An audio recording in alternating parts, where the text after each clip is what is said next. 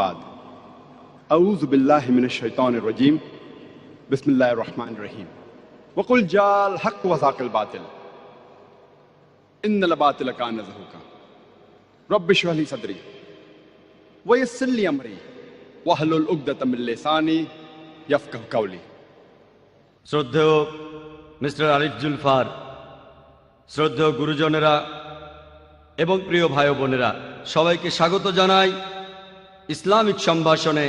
আসসালামু আলাইকুম ওয়া রাহমাতুল্লাহি ওয়া বারাকাতুহু। আল্লাহ সুবহানাহু ওয়া তাআলার দয়া, শান্তি এবং রহমত সবার উপর বর্ষিত হোক। এটা আমার জন্য খুবই আনন্দ আর সম্মানের ব্যাপার যে দুবাই হোলি কোরআন অ্যাওয়ার্ডের পক্ষ থেকে শেখ মোহাম্মদ বিন রশিদ আল মাকতুম এই রমজান মাসে এখানে লেকচার দিতে আমাকে আমন্ত্রণ জানিয়েছেন।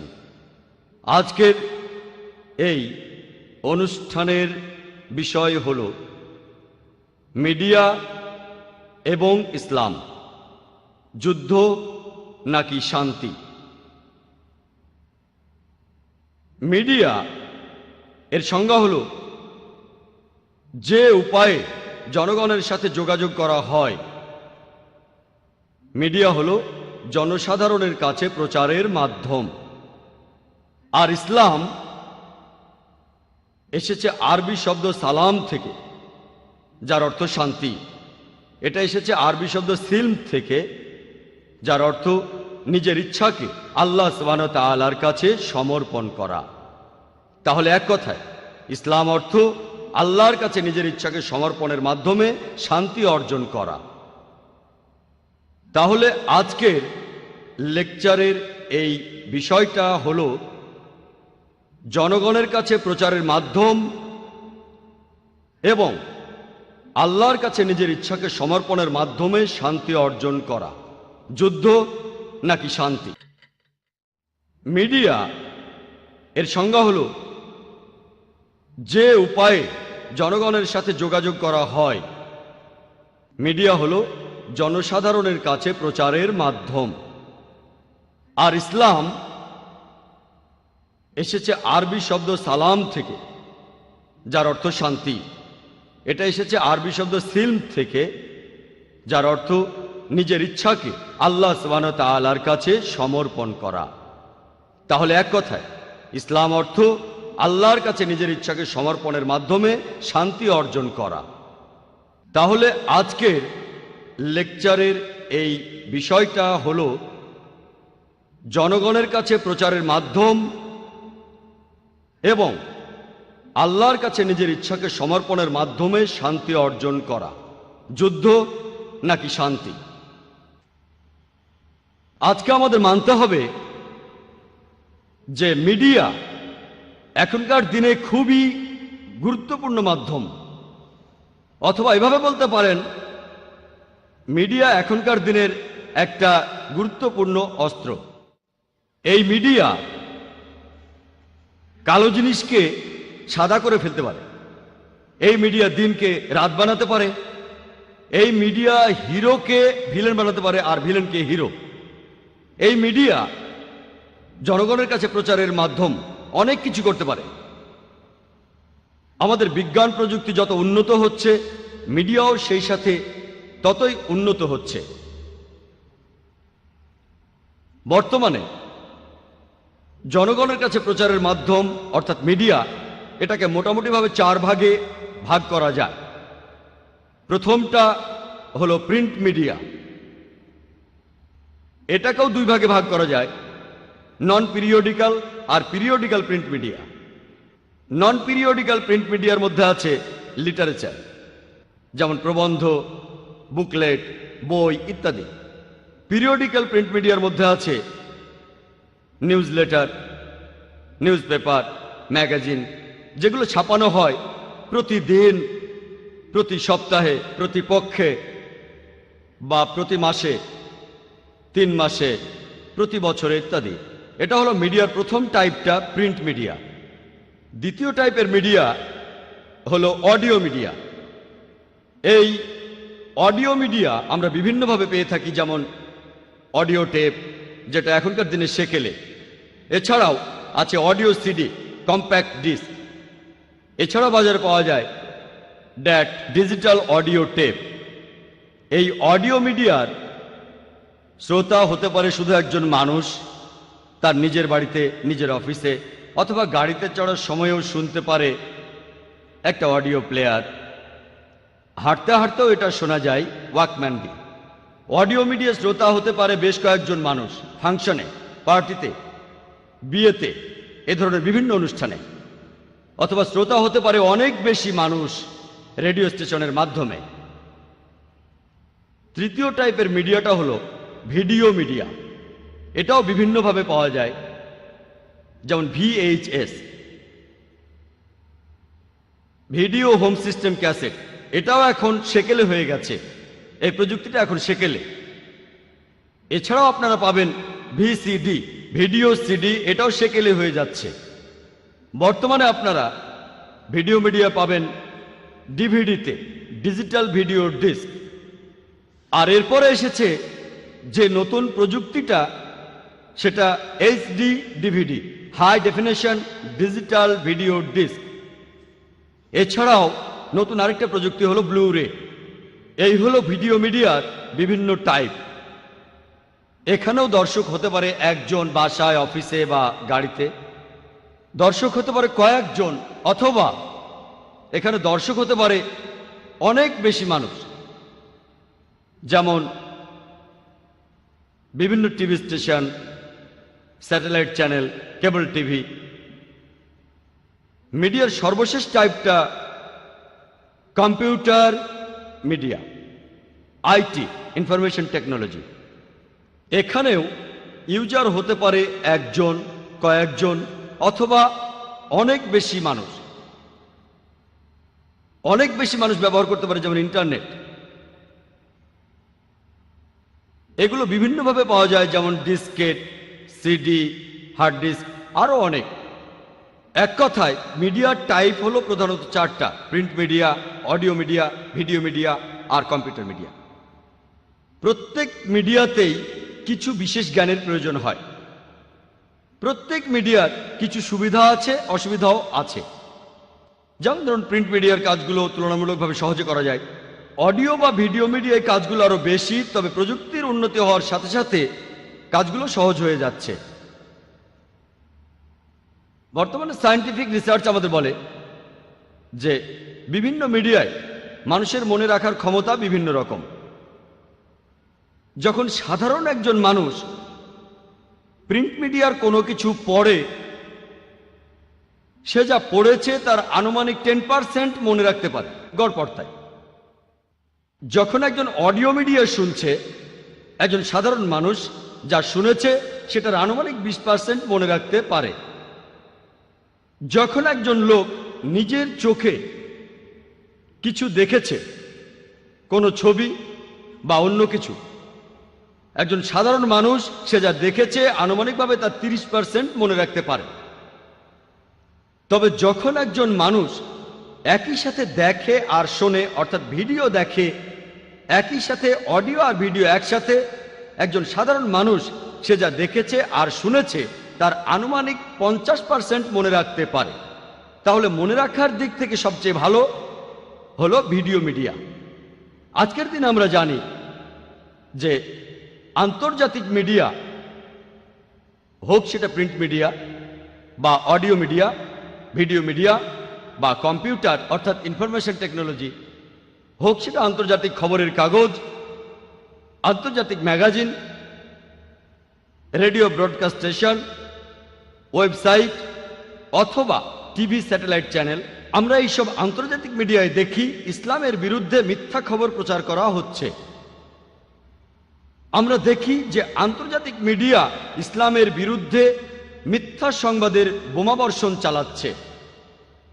এছাড়াও দেখি যে ইসলাম সম্পর্কে আন্তর্জাতিক মিডিয়া অনেক ভুল ধারণা পোষণ করে। আমরা দেখি যে আন্তর্জাতিক নিউজ চ্যানেল তারা এমনটা বলছে যুদ্ধ, সন্ত্রাসের বিরুদ্ধে। অথবা কিছু আন্তর্জাতিক নিউজ চ্যানেল আছে যারা বলছে শান্তির জন্য যুদ্ধ। তারা এখানে যেটা করছে সেটা শান্তির জন্য যুদ্ধ নয়, শান্তির সাথে যুদ্ধ। অন্য কথায় শান্তির ধর্মের সাথে যুদ্ধ, অর্থাৎ ইসলামের সাথে। বর্তমানে আন্তর্জাতিক মিডিয়া সামগ্রিকভাবে আমরা দেখি যে তারা ইসলামকে এমনভাবে তুলে ধরেছে যেন এটা একটা সন্ত্রাসের ধর্ম। এটা এমন ধর্ম যেটা এই পৃথিবীতে শান্তি চায় না। দুর্ভাগ্যজনকভাবে মুসলিমরা, দুর্ভাগ্যজনকভাবে আমরা কেউ তাদের মিথ্যা প্রচারের প্রতিবাদ করছি না। এই আন্তর্জাতিক মিডিয়া ইসলামকে বিভিন্ন রকম কলাকৌশলের মাধ্যমে সম্পূর্ণ ভুলভাবে তুলে ধরছে। প্রথম কৌশলটা হলো, মিডিয়া যেভাবে ইসলামকে অপবাদ দেয়, প্রায় দেখা যায় তারা যেটা করে মুসলিমদের মধ্যে কিছু কুলাঙ্গারকে তুলে ধরে আর প্রচার করে যে এরাই হলো মুসলিমদের দৃষ্টান্ত। এভাবে বলতে চায় ইসলাম এমন একটা ধর্ম যেটা এই অন্যায় কাজকে উৎসাহ দেয়। আমরাও মানি যে আমাদের মাঝেও কুলাঙ্গার আছে, কিছু মুসলিম আছে যারা অন্যায় কাজ করে। মিডিয়া এই সব মুসলিমদের তুলে ধরে আর প্রচার করে যে এরাই হলো মুসলিমদের দৃষ্টান্ত, প্রচার করে যে ইসলাম এমন একটা ধর্ম যেটা এইসব অন্যায় কাজ করাকে উৎসাহ দেয়, আর এই কাজগুলো মানবতার বিরুদ্ধে।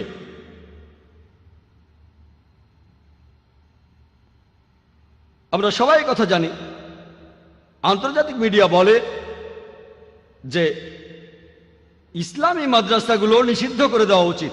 কেন? কারণ তারা মানুষকে বদলে ফেলে একজন সন্ত্রাসীতে। এরা এই পৃথিবীর শান্তিকে নষ্ট করে দেয়। আলহামদুলিল্লাহ, আমি এমন হাজারো লোককে চিনি যে লোকগুলো পাশ করেছে ইসলামিক মাদ্রাসা থেকে। এমন একজনকেও আমি দেখিনি যে লোকটা পৃথিবীর শান্তিতে ব্যাঘাত ঘটানোর চেষ্টা করে।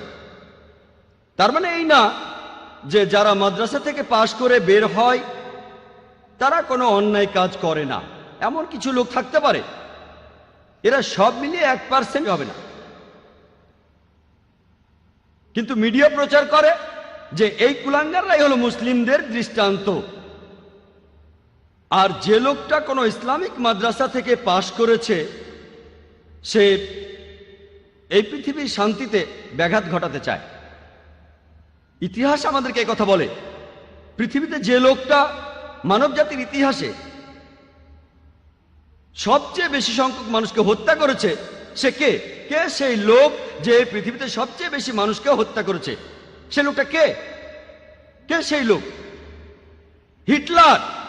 এজন্য অবশ্য কোনো পুরস্কার পাবেন না, এটা সবাই জানে।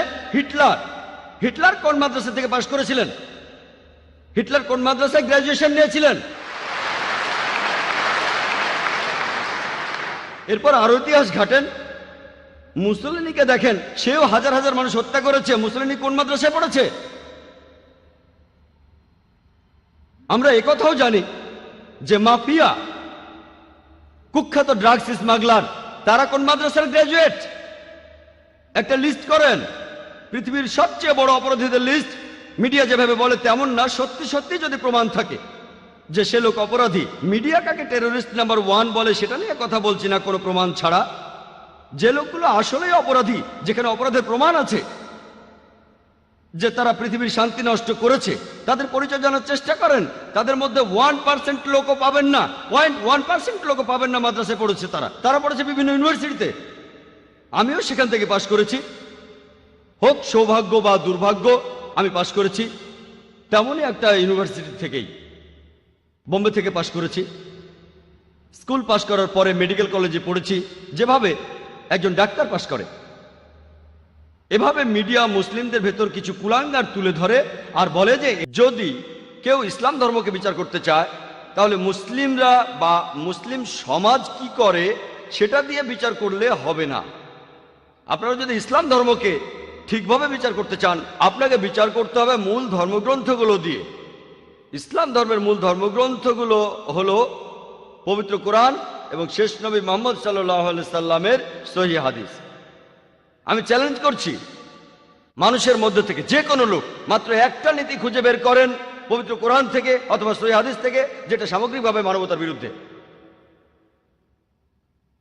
মনে করেন আপনি পরীক্ষা করে দেখবেন একটা গাড়ি কতখানি ভালো, আর মার্কেটের লেটেস্ট গাড়িটা মার্সিডিজ 600 ACL মার্কেটে নতুন এসেছে।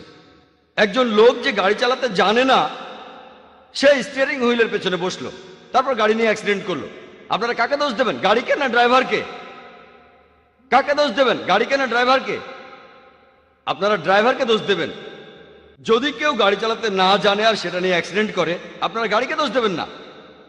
যদি পরীক্ষা করতে চান গাড়িটা কতখানি ভালো, তখন গাড়িটার বৈশিষ্ট্যগুলো দেখতে হবে। এর পিকআপ কত, নিরাপত্তা ব্যবস্থাগুলো কেমন, গাড়িটার স্পিড কত, গিয়ারের অবস্থা কি, তারপরে বলতে পারবেন গাড়িটা কতখানি ভালো। আর যদি গাড়িটা পরীক্ষা করে নিতে চান ভালো করে, তাহলে স্টিয়ারিং হুইলের পেছনে বসান একজন এক্সপার্ট ড্রাইভারকে। একইভাবে কোনো মুসলিমকে দিয়ে যদি দৃষ্টান্ত দিতে চান যে ইসলাম ধর্ম কতটা ভালো, এ ব্যাপারে সবচেয়ে সেরা দৃষ্টান্ত নবীজি মুহাম্মদ সাল্লাল্লাহু আলাইহি সাল্লাম। আমার দিকে তাকিয়ে আপনারা ইসলাম ধর্মকে বিচার করবেন না, অন্য কোনো মুসলিম অথবা মুসলিম সমাজের কাজগুলোকে দেখবেন না। এখানে দেখবেন এক্সপার্ট কোনো ড্রাইভারকে বা মানুষকে, যিনি ইসলাম ধর্মের নিয়মগুলো জানেন পুরোপুরি। তিনি হলেন সর্বশেষ ও চূড়ান্ত নবী মুহাম্মদ সাল্লাল্লাহু আলাইহি সাল্লাম।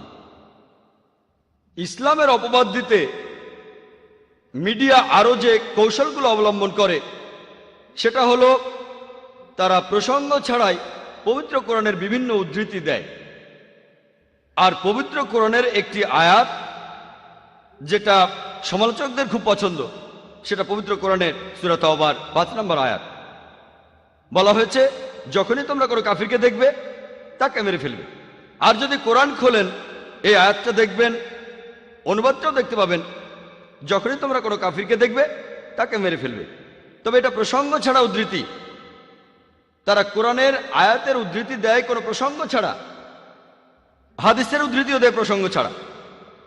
এই প্রসঙ্গটা এর প্রথম দিকের আয়াতে আছে। বলা হয়েছে যে একটা শান্তি চুক্তি হয়েছিল সেখানকার মুসলিম আর মক্কার মুশরিকদের ভেতর, আর মক্কার মুশরিকরাই পরে এই শান্তি চুক্তির শর্তগুলো ভেঙেছিল। আর তখন আল্লাহ সুবহানাহু ওয়া তাআলা পবিত্র কোরআনের সূরা তাওবার 5 নম্বর আয়াত নাজিল করলেন। তিনি এখানে মক্কার মুশরিকদের উদ্দেশ্যে চূড়ান্ত প্রস্তাবটা দিয়েছেন, তোমরা আগামী 4 মাসের মধ্যে সব ভুল শুধরে ফেলো, তা না হলে তোমাদের যুদ্ধ করতে হবে। আর সেই যুদ্ধক্ষেত্রে আল্লাহ বলেছেন মুসলিমদের উদ্দেশ্যে, তোমরা ভয় পেও না, যুদ্ধ করো, যেখানে তোমাদের শত্রুদের দেখবে মেরে ফেলো। যে কোনো আর্মি জেনারেল সৈন্যদের মনোবল বাড়ানোর জন্য স্বাভাবিকভাবে এই কথা বলবেন, যেখানে শত্রুদের দেখো মেরে ফেলো। এই কথা বলবেন না যেখানে শত্রুদের দেখো সেখানে তোমরা মরে যাও। তাই এখানে যুদ্ধক্ষেত্রের কথা বলা হচ্ছে। আল্লাহ সুবহানাহু ওয়া তাআলা বলেছেন যে যখনই যুদ্ধক্ষেত্রে শত্রুরা তোমাকে আক্রমণ করতে আসবে, তোমরা ভয় পেও না, যুদ্ধ করো, আর তাদের দেখলেই মেরে ফেলো। চিন্তা করেন, এখনো যদি আমেরিকা আর ভিয়েতনামে যুদ্ধটা চলতে থাকতো, আর আমেরিকার প্রেসিডেন্ট বলতেন তোমরা যুদ্ধক্ষেত্রে উৎসাহিত করার জন্য সৈন্যদের বলবেন, বা কোনো আর্মি জেনারেল বলতেন যেখানে তোমরা দেখবে কোনো ভিয়েতনামিকে তাকে মেরে ফেলো, এটাই প্রসঙ্গ। কিন্তু যদি প্রসঙ্গ ছাড়া বলি যে আজকে আমেরিকার প্রেসিডেন্ট বলছে যেখানেই তোমরা ভিয়েতনামিকে দেখবে তাকে মেরে ফেলো, আমেরিকার প্রেসিডেন্ট একটা কসাই, এটা প্রসঙ্গ ছাড়া উদ্ধৃতি। আর সব সমালোচককেই দেখেছি হয় এখানেই শেষ করে, নয়তো একটা আয়াত বাদ দিয়ে যায়। আর অরুণ সুরি, ইসলামের একজন বিখ্যাত সমালোচক, ইন্ডিয়ায় অর্থাৎ আমার দেশে, তিনি তার বইতে লিখেছেন দ্য ওয়ার্ল্ড অফ ফতোয়া। তিনি সূরা তাওবার 5 নম্বর আয়াতটা বলার পর লাভ দিয়ে গেছেন 7 নম্বর আয়াতে। কারণটা জানেন? কারণ 6 নম্বর আয়াতেই তার এই অভিযোগের উত্তর আছে। সূরা তাওবার 6 নম্বর আয়াতে বলছে, কাফিরদের কেউ, শত্রুদের কেউ আশ্রয় প্রার্থনা করলে শুধু সাহায্য করলে হবে না, বলা হয়েছে তাকে নিরাপদ কোন স্থানে পৌঁছে দেবে যাতে সে আল্লাহর বাণী শুনতে পায়। একজন সবচেয়ে দয়াবান আর্মি জেনারেল হয়তো এমনটা বলবেন, শত্রু যদি চলে যেতে চায় তাকে চলে যেতে দাও। কোরআন এমনটা বলছে না। কোরআন বলছে যদি শত্রুরা শান্তি চায় তাহলে তোমরা তাদের নিরাপদ স্থানে পৌঁছে দাও। আর কোরআনের প্রায় সবগুলো আয়াতেই যেখানে বলা হয়েছে যুদ্ধের কথা আর যুদ্ধক্ষেত্রের কথা বা অত্যাচারের বিরুদ্ধে, অবিচারের বিরুদ্ধে, তার পরের আয়াতে বলা হয়েছে যে শান্তি সবচেয়ে ভালো সব জায়গায়, কারণ ইসলাম হলো শান্তির ধর্ম। মিডিয়া তৃতীয় যে কৌশলটা প্রয়োগ করে ইসলামের অপবাদ দিতে, তারা যেগুলোর উদ্ধৃতি দেয় সেগুলোর ভুল ব্যাখ্যা করে, হোক সেটা কোরআন থেকে বা নবীজি সাল্লাল্লাহু সাল্লামের হাদিস থেকে। চতুর্থ কৌশলটা হলো ইসলাম সম্পর্কে এমন অপবাদ যেটা ইসলামে নেই, ইসলামে যেটার কোনো উল্লেখ নেই, সেটাকে ইসলামের সাথে জড়ায়। মিডিয়ার পঞ্চম কৌশলটা হচ্ছে তারা ইসলামের আলোকে ঠিক ব্যাখ্যাটাই দেয়, তবে সেটাকে আলাদা দৃষ্টিকোণ থেকে দেখে। তারা বলে যে মানুষ জাতির জন্য এটা একটা সমস্যা। তারা বলতে চায় যে ইসলাম মানুষ জাতির জন্য একটা সমস্যা। ইসলাম আসলে কোনো সমস্যা নয়, ইসলাম ধর্ম মানুষ জাতির সমস্যাগুলোর সমাধান। ইসলাম ধর্ম আসলে মানুষ জাতির জন্য কোনো সমস্যা নয়। হাতে সময় কম, তাই এ ব্যাপারে বিস্তারিত কিছু বলছি না। তবে এভাবেই মিডিয়া বিভিন্ন কৌশল অবলম্বন করে ইসলামের নিন্দা করে। আর এখন আন্তর্জাতিক মিডিয়ায় দেখি যে তারা মুসলিমদের বলছে মৌলবাদী, চরমপন্থী আর সন্ত্রাসী। আর বেশিরভাগ মুসলিম অপরাধবোধে ভোগে যে না, হ্যাঁ আমি কিন্তু মৌলবাদী নই। আসলে এরকম কিছু মুসলিম আছে যারা মৌলবাদী, কিন্তু আমি মৌলবাদী না, আমি চরমপন্থী না। মুসলিমদের বেশিরভাগই অপরাধবোধে ভোগে। এখানে আমরাও উত্তর দিতে পারি, মুসলিমরা তারা হবে দায়ী। ইসলামের বাণী অন্যের কাছে পৌঁছে দেয়া প্রত্যেক মুসলিমের জন্য আবশ্যক। পবিত্র কোরআনের সূরা ইমরানের 110 নম্বর আয়াতে উল্লেখ করা হয়েছে, কুনতুম খায়রা উম্মাতিন উখরিজাত লিন-নাস, তোমরাই শ্রেষ্ঠ উম্মত, মানুষ জাতির জন্যই পৃথিবীতে তোমাদের আবির্ভাব হয়েছে।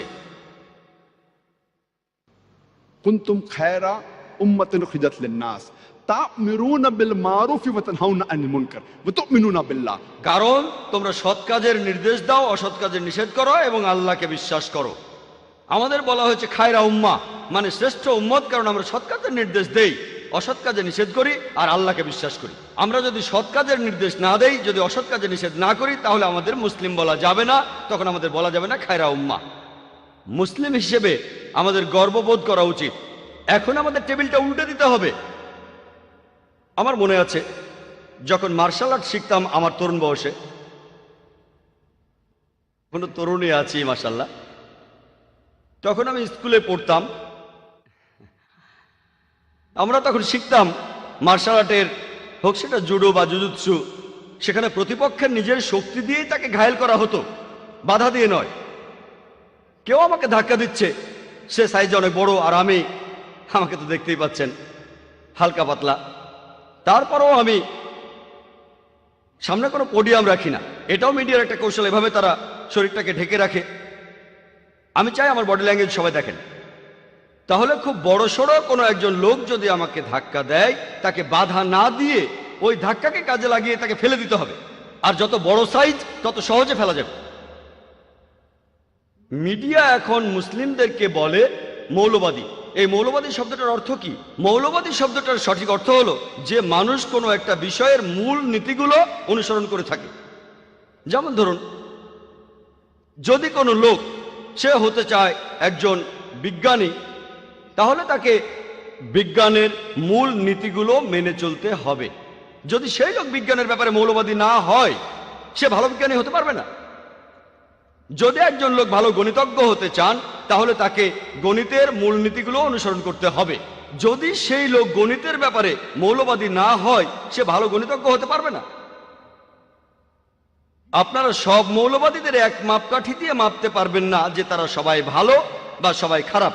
মৌলবাদীরা যে যে ক্ষেত্রে মৌলবাদী, সেটা দেখেই আপনাদের তাদের বিচার করতে হবে। যেমন ধরুন, একজন লোক মৌলবাদী ডাকাত, তার কাজ ডাকাতি করা, সে সমাজের জন্য ক্ষতিকর। আর অন্যদিকে একজন লোক মৌলবাদী ডাক্তার, যে লোক হাজারো মানুষের জীবন বাঁচায়, সে সমাজের জন্য উপকারী। সব মৌলবাদীকেই এক মাপকাঠিতে মাপতে পারবেন না। আপনাকে এখানে দেখতে হবে যে সে কোন ক্ষেত্রে মৌলবাদী, তারপরে বলবেন সে ভালো না খারাপ। আমি আমার নিজের কথা বলতে পারি। আমি একজন মৌলবাদী মুসলিম, আর আমি মৌলবাদী হিসেবে নিজে গর্বিত,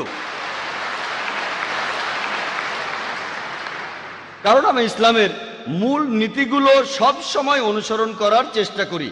আর আমি জানি ইসলাম ধর্মে এমন একটা মূল নীতিও নেই যেটা সামগ্রিকভাবে মানবতার বিরুদ্ধে যায়। ইসলাম ধর্মের কিছু মূলনীতি আছে যেগুলোকে অমুসলিমরা মনে করে সেগুলো মানবতার বিরুদ্ধে, কিন্তু আপনি যদি সেই নীতিগুলো ব্যাখ্যা করে বুঝিয়ে বলেন আর বিভিন্ন পরিসংখ্যান বলেন, এমন একজন নিরপেক্ষ লোকও পাবেন না যে লোক ইসলাম ধর্মের মাত্র একটা মূলনীতি খুঁজে বের করবে যেটা সামগ্রিকভাবে মানবতার বিরুদ্ধে যায়। সেজন্য আমি একজন মৌলবাদী মুসলিম হিসেবে গর্বিত। ওয়েবস্টার ডিকশনারি পড়লে সেখানে দেখতে পাবেন যে এই মৌলবাদী শব্দটা প্রথম ব্যবহার করা হয়েছিল একদল প্রোটেস্ট্যান্ট খ্রিস্টানদের বোঝাতে আমেরিকাতে, যেটা ছিল বিংশ শতাব্দীর প্রথম দিকে। এর আগে খ্রিস্টান চার্চ বিশ্বাস করত শুধুমাত্র বাইবেলের আদেশগুলো ঈশ্বর প্রদত্ত। এই প্রোটেস্ট্যান্ট খ্রিস্টানরা আমেরিকাতে বিংশ শতাব্দীর প্রথম দিকে প্রতিবাদ করেছিল যে এই বাইবেলের আদেশগুলোই শুধু নয়, বাইবেলের প্রত্যেকটা শব্দ, প্রত্যেকটা অক্ষরই এসেছে ঈশ্বরের কাছ থেকে। যদি কেউ প্রমাণ করতে পারে যে বাইবেলের কথাগুলো ঈশ্বর প্রদত্ত, এই আন্দোলনটা ভালো আন্দোলন। আর অন্যদিকে যদি কেউ প্রমাণ করতে পারে বাইবেলের কথাগুলো ঈশ্বর প্রদত্ত না, এই আন্দোলনটা ভালো আন্দোলন নয়। অক্সফোর্ড ডিকশনারি দেখেন, তাহলে দেখবেন যে অক্সফোর্ড ডিকশনারি অনুযায়ী সেখানে মৌলবাদী শব্দটার একটা সংজ্ঞা দেয়া আছে। বলা হয়েছে মৌলবাদী একজন ব্যক্তি যে কোনো ধর্মের প্রাচীন নিয়মগুলো কঠোরভাবে অনুসরণ করে। তবে আপনারা যদি অক্সফোর্ড ডিকশনারির নতুন সংস্করণটা দেখেন, সামান্য চেঞ্জ হয়েছে। বলা হয়েছে যে মৌলবাদী হলো একজন ব্যক্তি যে কোনো ধর্মের প্রাচীন নিয়মগুলো কঠোরভাবে অনুসরণ করে, বিশেষ করে ইসলাম। এই বিশেষ করে ইসলাম কথাটা এখন জুড়ে দেওয়া হয়েছে। যখনই আপনি মৌলবাদী শব্দটা শুনবেন, আপনি কোনো মুসলিমের কথা ভাববেন, সে চরমপন্থী, সে সন্ত্রাসী। মিডিয়া বলে যে মুসলিমরা চরমপন্থী। আমি বলবো হ্যাঁ, আমি চরমপন্থী। আমি চরমভাবে দয়ালু, চরমভাবে ক্ষমাশীল, আমি চরমভাবে সৎ, চরমভাবে ন্যায়বান। এতে অসুবিধা কি যদি আমি হই চরম দয়ালু, চরম ক্ষমাশীল, চরম ন্যায়বান, চরম সৎ? সমস্যাটা কোথায়? এমনটা কি কেউ আমাকে বলতে পারবেন যে চরমভাবে সৎ হওয়াটা খারাপ? এমনটা কি কেউ আমাকে বলতে পারবেন যে চরমভাবে ন্যায়বান হওয়াটা খারাপ? কোরআন বলছে তোমরা চরম ন্যায়বান হও। আমরা তো আংশিকভাবে সৎ হব না যে এই লোক আমার বন্ধু, এখানে সৎ থাকবো, ও আমার শত্রু, ওখানে সৎ থাকবো না। পবিত্র কোরআনে সূরা বাকারার 208 নম্বর আয়াতে উল্লেখ করা হয়েছে, উদখুলু ফিস-সিলমি কাফা, ইসলামে প্রবেশ করো সর্বাত্মকভাবে। তাহলে চরমপন্থী হলে সমস্যা কোথায়? তবে আমাদের চরমপন্থী হতে হবে সঠিক পথে। আমরা অন্যায় বা ভুল পথে চরমপন্থী হব না।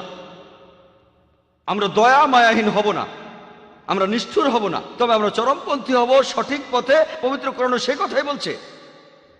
দুর্ভাগ্যজনকভাবে আমরা এখানে বলি না আমি চরমপন্থী নই, আমি মৌলবাদী নই। এই টেবিলটা আমাদের ঘুরিয়ে দেন। মুসলিমদের এখন বলা হয় সন্ত্রাসী।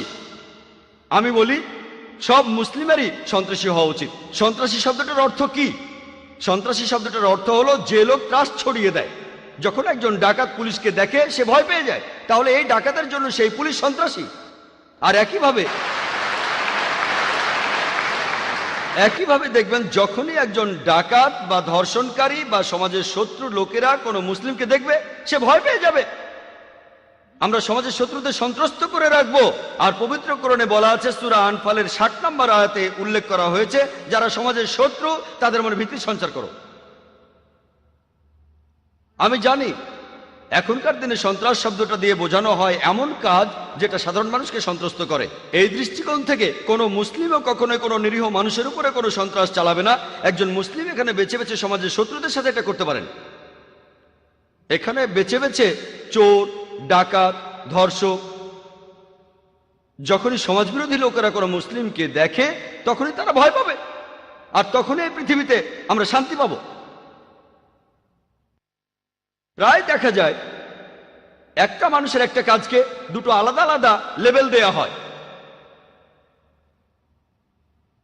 60-70 বছর আগে, ইন্ডিয়া স্বাধীনতা পাওয়ার আগে, আমার দেশ ইন্ডিয়া, ব্রিটিশরা তখন শাসন করত। অনেক ইন্ডিয়ানই ছিল তখন তারা ইন্ডিয়ার স্বাধীনতার জন্য যুদ্ধ করত। এই লোকগুলোকে ব্রিটিশ সরকার তখন বলতো সন্ত্রাসী, কিন্তু সাধারণ ইন্ডিয়ানরা আমরা তাদের বলি ফ্রিডম ফাইটার, দেশপ্রেমিক। একই লোক, একই কাজ, কিন্তু আলাদা দুটো লেভেল। আপনারা যদি ব্রিটিশ সরকারের সাথে একমত হন যে ইন্ডিয়াকে শাসন করার অধিকার তাদের আছে, তাহলে আপনি ওই লোকগুলোকে বলবেন সন্ত্রাসী। কিন্তু আপনি যদি সাধারণ ইন্ডিয়ানদের সাথে একমত হন যে ব্রিটিশরা ইন্ডিয়াতে এসেছে ব্যবসা করার জন্য, আমাদের শাসন করার অধিকার তাদের নেই, তাহলে আপনি এই লোকগুলোকে বলবেন দেশপ্রেমিক, ফ্রিডম ফাইটার। একই লোক, একই কাজ, কিন্তু দুটো আলাদা লেভেল। আর এরকম উদাহরণ আপনারা পৃথিবীর ইতিহাসে অনেক খুঁজে পাবেন। একজন দায়ী বুঝবেন এমন অনেক দৃষ্টান্ত থাকলে যে কোনটা কোথায় ব্যবহার করতে হবে, যাতে করে লোকেরা বুঝতে পারে।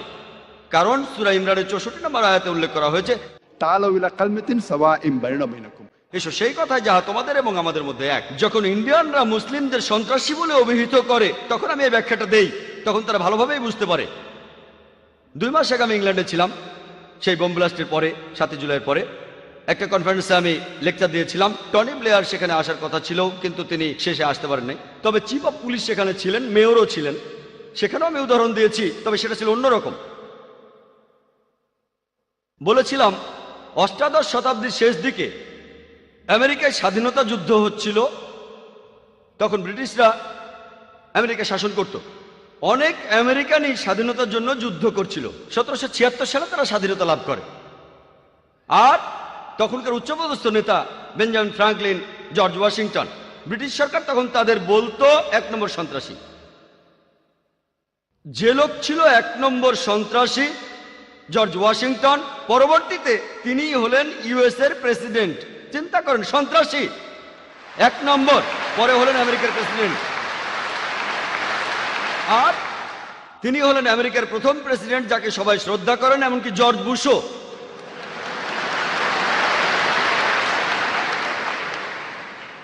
এই হচ্ছে মিডিয়া। 1 নম্বর সন্ত্রাসী, পরে হলো একটা দেশের প্রেসিডেন্ট, যে দেশ খুবই উন্নত, ইউএসএ। ইউএসএ হচ্ছে পৃথিবীর সবচেয়ে উন্নত একটা দেশ। আর সে দেশের প্রথম প্রেসিডেন্ট কে ছিলেন? একজন সন্ত্রাসী। এছাড়া বলতে পারি নেলসন ম্যান্ডেলার কথা। বর্তমান দক্ষিণ আফ্রিকার আগে দক্ষিণ আফ্রিকার ক্ষমতায় ছিল শ্বেতাঙ্গ বর্ণবাদী সরকার। নেলসন ম্যান্ডেলাকে এই শ্বেতাঙ্গ বর্ণবাদী সরকার আটকে রেখেছিল 25 বছর রোবেন আইল্যান্ডে, আর তাকে বলা হতো 1 নম্বর সন্ত্রাসী। পরবর্তীতে যখন দক্ষিণ আফ্রিকা বর্ণবাদী সরকারের হাত থেকে মুক্ত হলো, তখন দক্ষিণ আফ্রিকার প্রেসিডেন্ট হলেন ম্যান্ডেলা। এরপরে নেলসন ম্যান্ডেলা শান্তিতে নোবেল পুরস্কার পেলেন। আর তিনি নতুন কোনো কাজের জন্য এই শান্তি পুরস্কারটা পাননি। এমন না যে আগে তিনি সন্ত্রাসী ছিলেন, তারপর ভালো হয়ে গেছেন, একটা খারাপ লোক ভালো হয়ে গেল, এরকম না। সেই একই কাজ যেটার জন্য তাকে সন্ত্রাসী বলা হয়েছে, কয়েক বছর পরে সেটার জন্য তিনি শান্তিতে নোবেল পেলেন। এটা খুবই অদ্ভুত।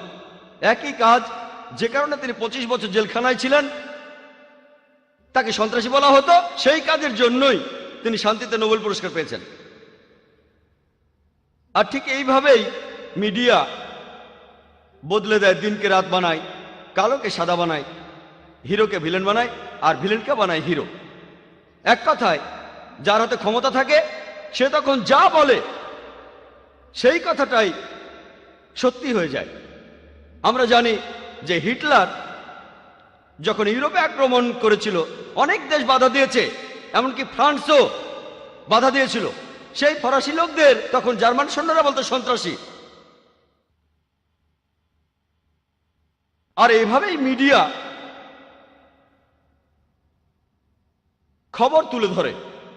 দুর্ভাগ্যজনকভাবে মুসলিমরা, দুর্ভাগ্যজনকভাবে আমরা অনেক পেছনে পড়ে আছি। আমাদের জানতে হবে কিভাবে টেবিলটা উল্টে দেয়া যায়।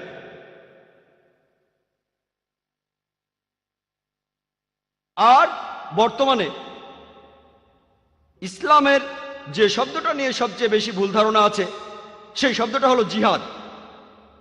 এ ব্যাপারে শুধু অমুসলিমদের ভুল ধারণা আছে তা নয়, এই জিহাদ শব্দটা নিয়ে এমনকি মুসলিমদের মধ্যেও অনেকে ভুল ধারণা পোষণ করে। অনেক লোকই ভাবে যে কোনো যুদ্ধ যদি মুসলিমরা করে থাকে, যে কোনো কারণে হোক, সেটা ক্ষমতার জন্য হোক, নিজস্ব লাভের জন্য হোক, সেটা টাকার জন্য, সেটাই হচ্ছে জিহাদ। মুসলিমরা যে যুদ্ধে অংশগ্রহণ করে, হোক সেটা ক্ষমতার জন্য, নিজস্ব লাভের জন্য বা টাকার জন্য, সেগুলো জিহাদ নয়। জিহাদ একটা আরবি শব্দ, শব্দটা এসেছে জাহাদা থেকে, যার অর্থ চেষ্টা করা, যার অর্থ সংগ্রাম করা। ইসলাম ধর্মের শব্দটার অর্থ নিজের বিভিন্ন অন্যায় আকাঙ্ক্ষার বিরুদ্ধে চেষ্টা আর সংগ্রাম করে যাওয়া। এর অর্থ সমাজের উন্নতির জন্য চেষ্টা আর সংগ্রাম করে যাওয়া। এর অর্থ যুদ্ধক্ষেত্রে আত্মরক্ষার জন্য চেষ্টা আর সংগ্রাম করে যাওয়া। আরেকটা অর্থ অন্যায় অত্যাচারের বিরুদ্ধে চেষ্টা আর সংগ্রাম করা। জিহাদ শব্দের অর্থ চেষ্টা আর সংগ্রাম করা। যদি কোনো ছাত্র পরীক্ষায় পাশ করার জন্য চেষ্টা আর সংগ্রাম করে যায়, তার অর্থ সে জিহাদ করছে। তাহলে জিহাদের অর্থ চেষ্টা আর সংগ্রাম করা। অনেক অমুসলিম আছেন, তারা জিহাদের অনুবাদ করেন, বাংলায় বলেন পবিত্র যুদ্ধ। দুর্ভাগ্যজনকভাবে অনেক তথাকথিত মুসলিম বিশেষজ্ঞ এমনকি তারাও বলে থাকেন জিহাদ হলো পবিত্র যুদ্ধ। পবিত্র যুদ্ধের আরবি, যদি আপনি পবিত্র যুদ্ধ শব্দটার আরবি করেন, সেটা হারবুম মুকাদ্দাসা। এই হারবুম মুকাদ্দাসা শব্দটা পবিত্র কোরআনের কোথাও উল্লেখ করা নেই। এই শব্দটা নবীজি সাল্লাল্লাহু আলাইহি সাল্লামের কোন সহিহ হাদিসে উল্লেখ করা হয়নি। এই পবিত্র যুদ্ধ শব্দটা প্রথম ব্যবহার করা হয়েছিল ক্রুসেডারদের বোঝাতে, যখন এই ক্রুসেডাররা খ্রিস্টান ধর্মের নামে হাজারো নিরীহ মানুষ হত্যা করত, তখন তারাই এর নাম দিয়েছিল পবিত্র যুদ্ধ। এখন এই শব্দটা ব্যবহার করছে মুসলিমদের উদ্দেশ্যে। তাহলে এই হলো মিডিয়া। প্রথমে তারা মৌলবাদী বলে বোঝাতো খ্রিস্টানদের, এখন বলে মুসলিমদের। পবিত্র যুদ্ধ বোঝানো হতো খ্রিস্টানদের ক্রুসেডকে, এখন বোঝায় মুসলিমদের যে জিহাদ মানে পবিত্র যুদ্ধ। জিহাদ শব্দের অর্থ চেষ্টা আর সংগ্রাম করা। প্রত্যেক মুসলিমেরই দায়ী হওয়া উচিত। আমাদের নবীজি বলেছেন, সহিহ বুখারীতে উল্লেখ করা হয়েছে, বল্লিগু আন্নি ওয়ালাউ আয়া। প্রচার করো যদি একটি মাত্র আয়াত জানো। হয়তো বলবেন না, আমি যেদিন শেখ আহমেদ দিদাতের মতো হব সেদিনই দাওয়া শুরু করব, সে সময় আপনার কখনো আসবে না। যদি আপনি ইসলাম সম্পর্কে মাত্র একটা আয়াত জানেন, যদি সেটা সঠিকভাবে জানেন, আপনি তাহলে ইসলাম প্রচার করবেন। প্রত্যেক মুসলিমের দায়ী হওয়া উচিত। আমরা আসলে আল্লাহ সুবহানাহু ওয়া তাআলার নির্দেশ মেনে চলছি না, আর এ কারণেই আমরা পিছিয়ে আছি। আল্লাহ বলেছেন তিনি তাদের সাহায্য করবেন না যারা নিজেদের সাহায্য করে না। এখানে তো আমাদের, এটা আমাদের। 9/11-এর পরে ইসলামকে অপবাদ দেওয়ার প্রবণতাটা অনেক বেড়ে গেছে। আমি 2 বছর আগে আমেরিকাতে গিয়েছিলাম, 2003 সালের অক্টোবর মাসে। লস অ্যাঞ্জেলেসে গিয়েছিলাম, আর আমি রেডি ছিলাম, পরেছি কোট, দাড়ি, মাথায় টুপি, রেডি ছিলাম যে আমাকে প্রশ্ন করা হবেই। দাড়িকে সবসময় রেডি থাকতে হয়। আমি যখন ইমিগ্রেশনে গেলাম, ও দাড়ি টুপি, আপনি এনকোয়ারিতে যান। আমি রেডি ছিলাম। তারা বলল, আপনি কেন এসেছেন? বললাম, একটা পুরস্কার নিতে। পুরস্কার কিসের জন্য? বললাম, মানবতার জন্য পুরস্কার। লস অ্যাঞ্জেলেসে একটা সংস্থা ছিল আমেরিকায়, তারা আমাকে পুরস্কারটা দেবে। কেন, আপনি কি করেছেন? আমি বললাম, আমি সত্যকে ছড়িয়ে দেই। আপনাদের যিশু নিজেই বলেছেন, সত্যকে খুঁজে বেড়াও আর সত্যই তোমাকে মুক্ত করবে। আমিও এভাবে সত্যকে ছড়িয়ে দেই। আমি মিথ্যে বলিনি, আমি একজন দায়ী। আমি দ্বীনুল হককে ছড়িয়ে দেই, এটাই সত্যের ধর্ম। তারপর তারা আমাকে বিভিন্ন রকম প্রশ্ন করতে লাগলো। কাস্টমসে যাওয়ার পর আমার ব্যাগ খুললো, সেখানে আমার ভিডিও ক্যাসেট দেখলো, জিহাদ অ্যান্ড টেররিজম। তারপর প্রশ্ন করলো, আপনি কি জিহাদে বিশ্বাস করেন? বললাম, হ্যাঁ। এমনকি যীশু খ্রিস্ট নিজেও জিহাদে বিশ্বাস করতেন, তিনিও চেষ্টার কথা বলেছেন, আমিও চেষ্টায় বিশ্বাস করি। যিশু যা বলেছেন আমিও সেটা বিশ্বাস করি, সবাইকে চেষ্টা করতে হবে। না না, আপনি কি যুদ্ধ করায় বিশ্বাস করেন? বললাম, এই কথাটা বাইবেলে উল্লেখ আছে। বুক অফ এক্সোডাসে 22 নম্বর অধ্যায়ে আপনাকে যুদ্ধ করতে হবে। বাইবেলে উল্লেখ করা আছে বুক অফ এক্সোডাসের 32 নম্বর অধ্যায়ে যুদ্ধ করতে হবে। বুক অফ নাম্বারসের 31 নম্বর অধ্যায়ে যুদ্ধ করো। যীশু খ্রিস্ট নিজের মুখে বলেছেন গসপেল অফ লুকের 22 নম্বর অধ্যায়ে, তরবারি নিয়ে তোমরা যুদ্ধ করো। কিন্তু তখন সেখানকার খ্রিস্টান কাস্টমস অফিসার বলল, সেটা তো আত্মরক্ষার জন্য। বললাম যে আমিও সেজন্য করি, আত্মরক্ষার জন্য। তারা বলল, স্যার আপনাকে আরেকটা প্রশ্ন করতে পারি? বললাম, কোনো সমস্যা নেই। তখন আমার হোস্টকে বললাম, আমি ইমিগ্রেশনে দাওয়া দিচ্ছি, চিন্তা করবেন না।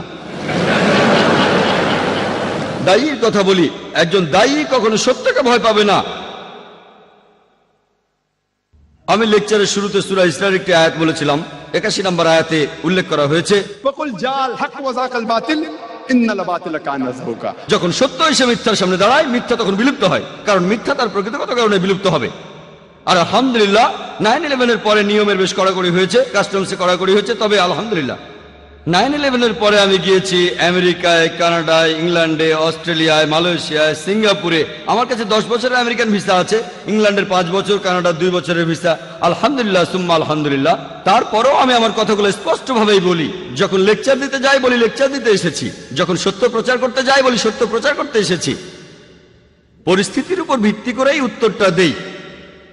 পবিত্র কোরআনের সূরা ইমরানের 64 নম্বর আয়াতে উল্লেখ করা হয়েছে, তাআলা ইলা কালিমাতিন সাওয়াইন বাইনানা ওয়া বাইনাকুম, এসো সেই কথা যাহা আমাদের এবং তোমাদের মধ্যে এক। অনেকেই হয়তো ইন্ডিয়ার বর্তমান পরিস্থিতি জানেন, সেখানে দাওয়ার কাজটা খুব সহজ নয়। বিশেষ করে আমি যেখানে থাকি বোম্বে শহরে, যেসব জায়গায় দাওয়ার কাজ সবচেয়ে কঠিন আমার মতে তার একটা হলো বোম্বে। তবে রাখে আল্লাহ মারেকে, বোম্বেতেও আমি লেকচার দিয়েছি, বেদের উপরে দিয়েছি, ভগবদ গীতার উদ্ধৃতি দিয়েছি, উপনিষদের উদ্ধৃতি দিয়েছি। তবে সেখানে বলার ধরনটা অন্যরকম। এমন অনেক ইন্ডিয়ান আছেন যারা বলে যে মুসলিমরা তারা সন্ত্রাসী। এই কোরআন আপনাদের বলে যে যুদ্ধ করো, এটা তাহলে কোন ধরনের ধর্মগ্রন্থ? আমি বললাম, আপনারা কি মহাভারত পড়েছেন? মহাভারত হিন্দুদের পবিত্র ধর্মগ্রন্থগুলোর মধ্যে একটা। যদি বলেন যুদ্ধের কথা বলাটা খুবই খারাপ কাজ, আপনাদের মহাভারতেই পবিত্র কোরআনের চাইতে অনেক বেশি যুদ্ধের কথা বলা হয়েছে। হিন্দুরা বলবে যে না না, এই যুদ্ধটা আসলে ছিল সত্যের সাথে মিথ্যের যুদ্ধ, হক আর বাতিল। আমি বলি কোরআনে কি যুদ্ধের কথা বলা হয়েছে? ও তাহলে কোরআন নিয়ে কোনো সমস্যা নেই। হিন্দুদের যে ধর্মগ্রন্থটা সবচেয়ে বেশি পড়া হয় সেটা ভগবদ গীতা। এই ভগবদ গীতায় অর্জুনকে উপদেশ দিচ্ছে কৃষ্ণ, হিন্দুদের মহান ঈশ্বর অর্জুনকে।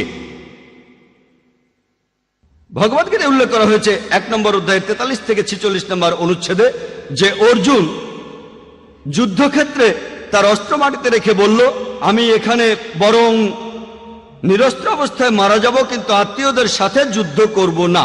মহাভারতে আত্মীয়দের মধ্যে একটা যুদ্ধ ঘটনা আছে, পাণ্ডবদের 5 ভাইয়ের সাথে কৌরবদের 100 ভাইয়ের মধ্যে যুদ্ধ। আর ভগবদ গীতা মহাভারতের একটা অংশ, 25টি অধ্যায়। কৃষ্ণ তখন অর্জুনকে বললেন, ভগবদ গীতার প্রথম অধ্যায় 43 থেকে 46 অনুচ্ছেদে, অর্জুন নিরস্ত্র অবস্থায় মরতে চায় কিন্তু আত্মীয়দের সাথে যুদ্ধ করবে না। এর মাত্র কয়েকটা অনুচ্ছেদ পরেই 2 নম্বর অধ্যায়ের 2 অনুচ্ছেদে শ্রীকৃষ্ণ বলছেন, হে অর্জুন, তোমার মনে এমন চিন্তা কিভাবে এলো? কিভাবে তুমি এতটা শক্তিহীন হলে? মহান ঈশ্বর শ্রীকৃষ্ণ তিনি অর্জুনকে বলছেন শক্তিহীন। তুমি তো স্বর্গে প্রবেশ করতে পারবে না। আর পুরো ভগবদ গীতাতেই সর্বশক্তিমান ঈশ্বর অর্জুনকে উপদেশ দিচ্ছেন যে তোমার আত্মীয়দের সাথে তোমাকে যুদ্ধ করতে হবে। এরপর আরো আছে ভগবদ গীতা 2 নম্বর অধ্যায়ের 31 থেকে 33 অনুচ্ছেদে, হে অর্জুন, তুমি একজন ক্ষত্রিয়, ধর্মের পক্ষ নিয়ে যুদ্ধ করা সেটা হচ্ছে তোমার দায়িত্ব। যদি যুদ্ধ না করো তাহলে পাপ হবে, যদি যুদ্ধ করো তাহলে তুমি স্বর্গে প্রবেশ করতে পারবে। আর সেই ক্ষত্রিয়রাই ভাগ্যবান যারা যুদ্ধ করার সুযোগ পায়। চিন্তা করেন, যদি আমি হিন্দুদের বলি আপনাদের ঈশ্বর শ্রীকৃষ্ণ অর্জুনকে জোর করেছেন তার আত্মীয়দের হত্যা করতে, এটা ঠিক হবে না। শ্রীকৃষ্ণ যেটা করেছেন, অর্জুনকে বলেছেন যদি তোমাকে সত্যের জন্য যুদ্ধ করতে হয়, আত্মীয়দের সাথে যুদ্ধ করতে হয়, তবুও তুমি যুদ্ধ করো। আর পবিত্র কোরআনেও বলছে সূরা নিসার 135 নম্বর আয়াতে উল্লেখ করা হয়েছে, ইয়া আইয়ুহাল্লাযিনা আমানু, হে মুমিনগণ, ন্যায় বিচারে দৃঢ় প্রতিজ্ঞ থাকবে, সাক্ষী স্বরূপ আল্লাহ সুবহানাহু ওয়া তাআলার। যদিও সেটা তোমাদের বিরুদ্ধে যায়, পিতামাতার বিরুদ্ধে যায়, আত্মীয় স্বজনের বিরুদ্ধে যায়, হোক সেটা ধনী বা গরিব, আল্লাহ উভয়েরই ঘনিষ্ঠতর। একই কথা। প্রায় দেখা যায় একটা হাদিসের কথা বলা হয় ইসলামকে অপবাদ দিয়ে। সহিহ বুখারীর একটা হাদিস 4 নম্বর খণ্ড, সেখানে বুক অফ জিহাদের 2 নম্বর অধ্যায়ের 45 নম্বর হাদিস। আর সমালোচকরা বলে আপনাদের নবী মুহাম্মদ সাল্লাল্লাহু আলাইহি সাল্লাম বলেছেন, যদি কোনো মুজাহিদ যুদ্ধক্ষেত্রে মারা যায় সে তাহলে বেহেশতে যাবে, যদি বেঁচে ফিরে আসে তাহলে পৃথিবীর সম্পদ পাবে। আর বিভিন্ন সমালোচক ইন্ডিয়ার, যেমন অরুণ সুরি, তারা ইসলামের সমালোচনা করে এই হাদিসে উদ্ধৃতি দেয়। আমি তাদের বলি, আপনারা কি ভগবদ্গীতা পড়েননি? ভগবদ্গীতায় উল্লেখ আছে 2 নম্বর অধ্যায়ের 37 অনুচ্ছেদে শ্রীকৃষ্ণ হিন্দুদের মহান ঈশ্বর, তিনি অর্জুনকে বলছেন, হে অর্জুন, যাও যুদ্ধ করো, যদি মারা যাও তুমি তাহলে স্বর্গে যেতে পারবে, বেহেশতে যেতে পারবে, তুমি জান্নাতে যেতে পারবে, বেহেশতে। যদি তুমি বেঁচে ফিরে আসো তাহলে যুদ্ধের লুণ্ঠিত দ্রব্য তুমি পাবে। ঠিক একই কথা আছে সহিহ বুখারীতে, একই। আমি এই হিন্দুদের বলি, আপনাদের ধর্মগ্রন্থ কি পড়েননি যে এখন কোরআন হাদিসের ভুল বের করছেন? আমি আল্লাহ সুবহানাহু ওয়া তাআলার নির্দেশ মেনেই চলি, তাআলা ইলা কালিমাতুন সাওয়াইম বাইনানা ওয়া বাইনাকুম, এসো সেই কথা যাহা তোমাদের এবং আমাদের মধ্যে এক। তাই মুসলিমদের এটা জানতে হবে কিভাবে দাওয়া দিতে হয়, কিভাবে সত্যকে ছড়িয়ে দিতে হয়, কিভাবে। এবার টেবিলটাকে উল্টে দিতে হবে। আমি আগেও বলেছিলাম, তখন ইংল্যান্ডে ছিলাম, তারা মুসলিমদের নিয়ে অনেক কথা বলছিল, যেমন আত্মঘাতী বোমা, মুসলিমরা নিরীহ মানুষদের হত্যা করছে। একটা বই আছে, লিখেছেন একজন অ্যাসোসিয়েট প্রফেসর পলিটিক্যাল সায়েন্সের, শিকাগো ইউনিভার্সিটির প্রফেসর, নাম রবার্ট পেপ। তিনি একটা বই লিখেছেন যেটার নাম ডাইং টু উইন। তিনি একজন বিশেষজ্ঞ আত্মঘাতী বোমা হামলার উপরে, আত্মঘাতী সন্ত্রাস, আমেরিকাতে 1 নম্বর রবার্ট পেপ। বইটার নাম ডাইং টু উইন। তিনি তার বইতে লিখেছেন, আত্মঘাতী বোমা হামলা এটা ইসলাম ধর্মে ছিল না। যদি আপনারা ইসলামের ইতিহাস পড়েন, কোরআন হাদিস পড়েন, সেখানে আত্মঘাতী বোমা হামলার কথা নাই। একেবারে প্রথমে যারা আত্মঘাতী বোমা হামলা করেছে তারা হলো তামিল টাইগার্স। পরবর্তীতে শুরু করলো মার্ক্সবাদী আর লেনিনবাদীরা। রবার্ট পেপ লিখেছেন যে ইরাকে আমেরিকানরা আসার আগে আত্মঘাতী বোমা হামলা ছিল না, আমেরিকানরা সেখানে আসলো আর আত্মঘাতী বোমা হামলা শুরু হয়ে গেল। কে বলেছেন? একজন অমুসলিম, একজন খ্রিস্টান আমেরিকান, যিনি আত্মঘাতী বোমা হামলার উপরে একজন বিশেষজ্ঞ, রবার্ট পেপ। আর আমেরিকান অমুসলিমদের লেখা বই নিয়েই একটা লেকচার দেওয়া যেতে পারে। আমাদের জানতে হবে কিভাবে ধর্মকে প্রচার করতে হবে, এই সত্যের ধর্মকে। আপনারা জানেন যে ইংল্যান্ডে আয়ারের সমস্যা বেশ পুরনো না, এটাকে বলা যেতে পারে ক্যাথলিক টেররিজম, কিন্তু তারা এটাকে ক্যাথলিকদের সন্ত্রাস বলে না। কেন?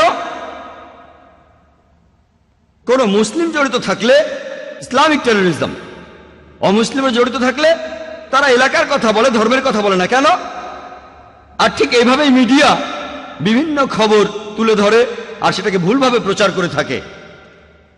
এই মিডিয়া, যেমন ধরেন, যদি এটা ইন্ডিয়ার মিডিয়ায় আসে যে 50 বছরের এক আরব ইন্ডিয়ায় আসলো আর 16 বছরের একটি মেয়েকে বিয়ে করলো, হেডলাইন 50 বছরের মুসলিম আরব 16 বছরের মেয়েকে বিয়ে করেছে।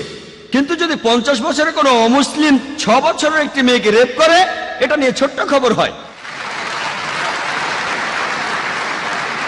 যদিও বিয়ের সময় মেয়ের বাবা মায়ের অনুমতি নেওয়া হয়েছে, মেয়েও রাজি আছে, তাকে প্রাপ্য অধিকার দেওয়া হচ্ছে, এখানে সমস্যাটা কি? কিন্তু 50 বছরের অমুসলিম 6 বছরের মেয়েকে ধর্ষণ করলে এটা নিয়ে ছোট্ট খবর হয়। ওকলাহোমা বোম্বিং এর কথা নিশ্চয়ই শুনেছেন। মধ্যপ্রাচ্যের ষড়যন্ত্র দিনের পর দিন। যখন জানতে পারলো হামলাকারী আমেরিকান সৈনিক, খবরটা কয়েকদিন পর পেপার থেকে হারিয়ে গেল। এরকম আরো অনেক উদাহরণ দেওয়া যায় যে মিডিয়া আসলে খেলা করছে। আর এখন তারা বলে ইসলাম হলো সেই ধর্ম যেটা তরবারির জোরে ছড়ানো হয়েছে। এ ব্যাপারে খুব সুন্দর বলেছেন ডি লেসি ওলেরি তার বইতে ইসলাম অন দ্য ক্রস রোডের 8 নম্বর পৃষ্ঠায়। বলা হয়েছে, ইতিহাসে এটা পরিষ্কার যে তরবারি হাতে নিয়ে মুসলিমদের ইসলাম ধর্মকে ছড়ানো আর বিভিন্ন দেশ জয় করার আজগুবি গল্পটা একটা অসাধারণ মিথ্যে ছাড়া আর কিছুই নয়, যেটা বারবার করে বলা হয়ে থাকে। ডি লেসি ওলেরি খুবই বিখ্যাত ঐতিহাসিক। তিনি বলেছেন, ইতিহাসে এটা পরিষ্কার যে চরমপন্থী মুসলিমদের তরবারি হাতে নিয়ে ইসলাম ছড়ানো আর বিভিন্ন দেশ জয় করার গল্প একটা অসাধারণ মিথ্যে, যেটা বারবার বলা হয়ে থাকে। ইতিহাস আমাদের বলে যে আমরা মুসলিমরা 800 বছর স্পেনে রাজত্ব করেছি। আমরা আমাদের কাজ করিনি, আমরা মানুষকে দাওয়া দেইনি। পরবর্তীতে ক্রুসেডাররা আসলো, স্পেন দখল করলো, তখন একজন মুসলিমও প্রকাশ্যে আজান দিতে পারতো না। মুসলিমরা আমরা আরব দেশগুলো শাসন করেছি, গত 1400 বছর ধরে। কিছুদিন ব্রিটিশরা করেছিল, কিছুদিন ফ্রেঞ্চরা শাসন করেছিল, তবে মুসলিমরা এই সময়টা বাদ দিয়ে আরব দেশগুলো শাসন করেছে গত 1400 বছর ধরে। তবু এখনো পরিসংখ্যান আমাদের বলে আরব দেশে প্রায় 1.5 কোটি মানুষ আছে যারা কপ্টিক খ্রিস্টান। কপ্টিক খ্রিস্টান মানে বংশ পরম্পরায় খ্রিস্টান। যদি আমরা চাইতাম তাহলে আরবদের সবাইকে ইসলাম গ্রহণে বাধ্য করতাম তরবারির জোরে। আমরা সেটা করিনি। এই 1.5 কোটি কপ্টিক খ্রিস্টান আরব দেশে তারাই সাক্ষ্য দিচ্ছে, তারাই শাহাদা দিচ্ছে যে ইসলাম তরবারির সাহায্যে ছড়ানো হয়নি। মুসলিমরা ইন্ডিয়া শাসন করেছে প্রায় 1000 বছর। বর্তমানে ইন্ডিয়ায় 80%-এরও বেশি মানুষ অমুসলিম। আমরা যদি চাইতাম তাহলে প্রত্যেক ইন্ডিয়ানকে তরবারি দিয়ে ইসলাম গ্রহণে বাধ্য করতাম। আমরা সেটা করিনি, ইসলাম সে অনুমতি দেয়নি। ইন্ডিয়ার এই 80% অমুসলিম সাক্ষ্য দিচ্ছে, শাহাদা দিচ্ছে যে ইসলাম তরবারির মাধ্যমে ছড়ানো হয়নি। কোন মুসলিম আর্মি আফ্রিকার পূর্ব উপকূলে গিয়েছিল? কোন মুসলিম আর্মি ইন্দোনেশিয়ায় গিয়েছিল, যে দেশে মুসলিমদের সংখ্যা সবচেয়ে বেশি? কোন মুসলিম আর্মি গিয়েছিল মালয়েশিয়ায়, যেখানে 50%-এর বেশি মুসলিম? কোন মুসলিম আর্মি? কোন তরবারি? এটা হলো বুদ্ধির তরবারি। পবিত্র কোরআনে আছে সূরা নাহালের 125 নম্বর আয়াতে উল্লেখ করা হয়েছে, উদু ইলা সাবিলি রাব্বিকা বিল হিকমা ওয়াল মাউযিতাল হাসানা ওয়াজাদিলহুম বিল্লাতি আহসান। প্রতিপালকের পথে মানুষকে আহ্বান করো হিকমত ও সদুপদেশ দ্বারা, এবং তাদের সাথে তর্ক করো আর তাদের যুক্তি দেখাও সবচেয়ে উত্তম ও গ্রহণযোগ্য পন্থায়। একবার একটা আর্টিকেল ছাপা হয়েছিল রিডার্স ডাইজেস্ট অ্যালবাইনা কেয়ার বুকে 1984 সালে। এটা পরে প্লেন ট্রুথ ম্যাগাজিনও ছাপা হয়েছিল। একটা জরিপ চালানো হয়েছিল প্রধান ধর্মগুলোর অনুসারীদের নিয়ে। মোট 50 বছরের হিসাব সেখানে ছিল 1934 সাল থেকে 1984 সাল পর্যন্ত। আর যে ধর্মের অনুসারীদের সঙ্গে সবচেয়ে বেশি হারে বেড়েছে সেটা হলো ইসলাম, 235%। খ্রিস্টান ধর্ম মাত্র 47%। এবার আমি প্রশ্ন করি, এই 50 বছরের মধ্যে এমন কোন যুদ্ধ হয়েছিল 1934 সাল থেকে 1984 সালের মধ্যে যে কারণে লক্ষ লক্ষ মানুষ ইসলাম গ্রহণ করছে? কোন যুদ্ধ? কোন যুদ্ধ? আজকে পৃথিবীতে ইসলামের প্রসার সবচেয়ে বেশি হারে বাড়ছে। আমেরিকায় যে ধর্মের প্রসার সবচেয়ে বেশি সেটা ইসলাম, ইউরোপে যে ধর্মের প্রসার সবচেয়ে বেশি সেটা ইসলাম। আমার প্রশ্ন, কে এই আমেরিকানদের, কে ইউরোপিয়ানদের তরবারির মুখে ইসলাম গ্রহণ করতে বাধ্য করছে? 9/11-এর আগে ইসলামের নামে মিডিয়া যে অপবাদ দিত সেটা হলো ইসলাম ধর্ম নারীদের কোনো অধিকার দেয় না। আপনারা জানেন যেসব মানুষ ইসলাম গ্রহণ করে, আমেরিকা আর ইউরোপের মানুষ সহ যেসব অমুসলিম ইসলাম গ্রহণ করে তাদের 2/3 নারী। যদি ইসলাম নারীদের অসম্মান করে তাহলে কেন এই আমেরিকান মহিলারা, কেন এই ইউরোপিয়ান মহিলারা ইসলাম গ্রহণ করছে? কেন? মিডিয়া বলছে ইসলাম নাকি নারীদের ছোট করে, তাহলে কেন এই আমেরিকান ইউরোপিয়ান মহিলারা ইসলাম গ্রহণ করছে? কারণ ইসলাম মানুষের বিভিন্ন সমস্যার সমাধান দিতে পারে, বিশেষ করে নারীদের জন্য। তারা ইসলামের নিরাপত্তা খুঁজে পায়। ইয়োহান রেডলির নাম শুনেছেন? তিনি গিয়েছিলেন আফগানিস্তানে স্পাইং করতে তালেবানদের উপরে। সেখানে ধরা পড়ে 7 দিন ছিলেন। যখন ফিরে এলেন তিনি তাদের উপর মুগ্ধ। এখানে সময় কম তাই বিস্তারিত বলছি না, অনেকে হয়তো জানেন। তিনি কোরআন পড়ার পরে ইসলাম গ্রহণ করেছেন।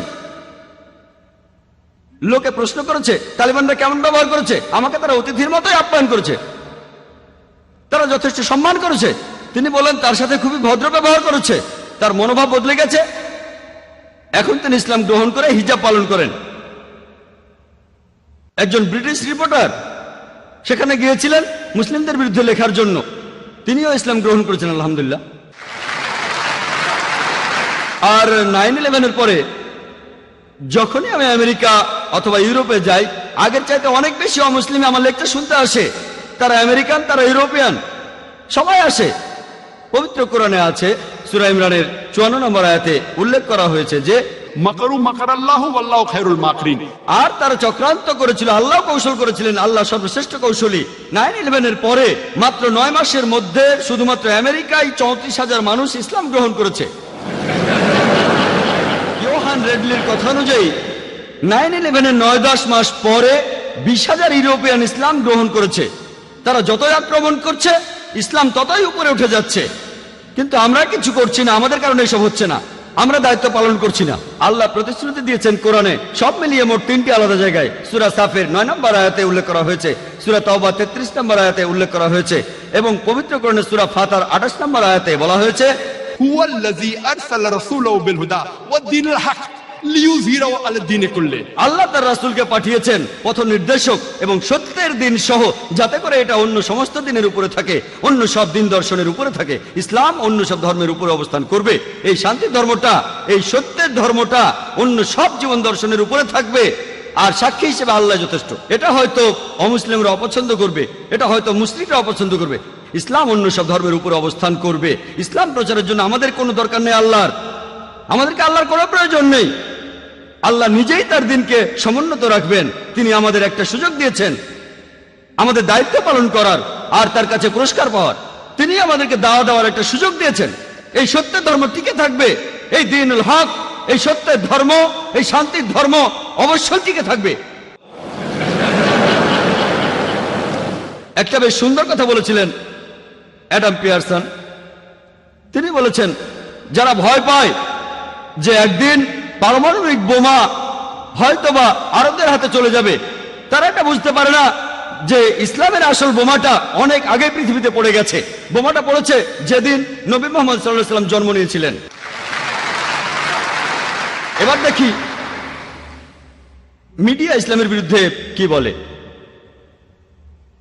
আমরা সব ধরনের মিডিয়াকে এক ঝলক দেখব। প্রথমে আসুন প্রিন্ট মিডিয়া দেখি। টাইম ম্যাগাজিনে একটা আর্টিকেল ছাপা হয়েছিল 1979 সালের 16 এপ্রিলের কথা। এটা লিখেছিল এক খ্রিস্টান। তিনি লিখেছেন যে ইসলাম ধর্মের বিরুদ্ধে গত 150 বছরে 60,000-এরও বেশি বই লেখা হয়েছে। 1800 সাল থেকে 1950 সালের মধ্যে ইসলামের বিরুদ্ধে 60,000-এরও বেশি বই লেখা হয়েছে। যদি হিসেব করেন গড়ে একটারও বেশি বই লেখা হয়েছে প্রতিদিন। প্রতিদিন একটারও বেশি বই লেখা হয়েছে ইসলামের বিরুদ্ধে, নবীজির বিরুদ্ধে। আর 9/11-এর পরে এই প্রবণতাটা আরো অনেক বেড়ে গেছে। ইসলামের বিরুদ্ধে এখন প্রতিদিন অনেক বই লেখা হচ্ছে। আর মুসলিমরা আমরা কি করছি? খ্রিস্টান মিশনারিরা তারা ধর্মকে ছড়াচ্ছে, তাদের দায়িত্ব পালন করছে, তারা ছাপাচ্ছে বিভিন্ন লিটারেচার আর সেগুলো বিলি করছে। আমাদের এখানেও একটা স্যাম্পল আছে। এই যে প্রশ্ন করেছিলাম এক আরব শেখকে প্লেনে যাওয়ার সময় যে এটা কি, তিনি বললেন আল্লাহ মোহাম্মদ। কিন্তু যদি একটু খেয়াল করে পড়েন, এটা আল্লাহ মোহাম্মদ না, এটা হলো আসলে আল্লাহ মোহাব্বা, যার অর্থ ঈশ্বরী প্রেম। এটা আসলে বাইবেলের একটা উদ্ধৃতি, ফার্স্ট এপিস্টল অফ জন 4 নম্বর অধ্যায়ের 16 অনুচ্ছেদ। ঈশ্বরী প্রেম। তারপর বলা হয়েছে যে প্রেম নিয়ে বসবাস করে সে ঈশ্বরের সাথে থাকে, ঈশ্বর তার ভেতরে থাকেন। বাইবেলের একটা অনুচ্ছেদ। এটা যদি মুসলিমদের দেই, বেশিরভাগ মুসলিম কি করবে? চুমু দিয়ে পকেটে রেখে দেবে। যখনই তারা আরবি দেখে আল্লাহর কালাম পকেটে চলে যায়।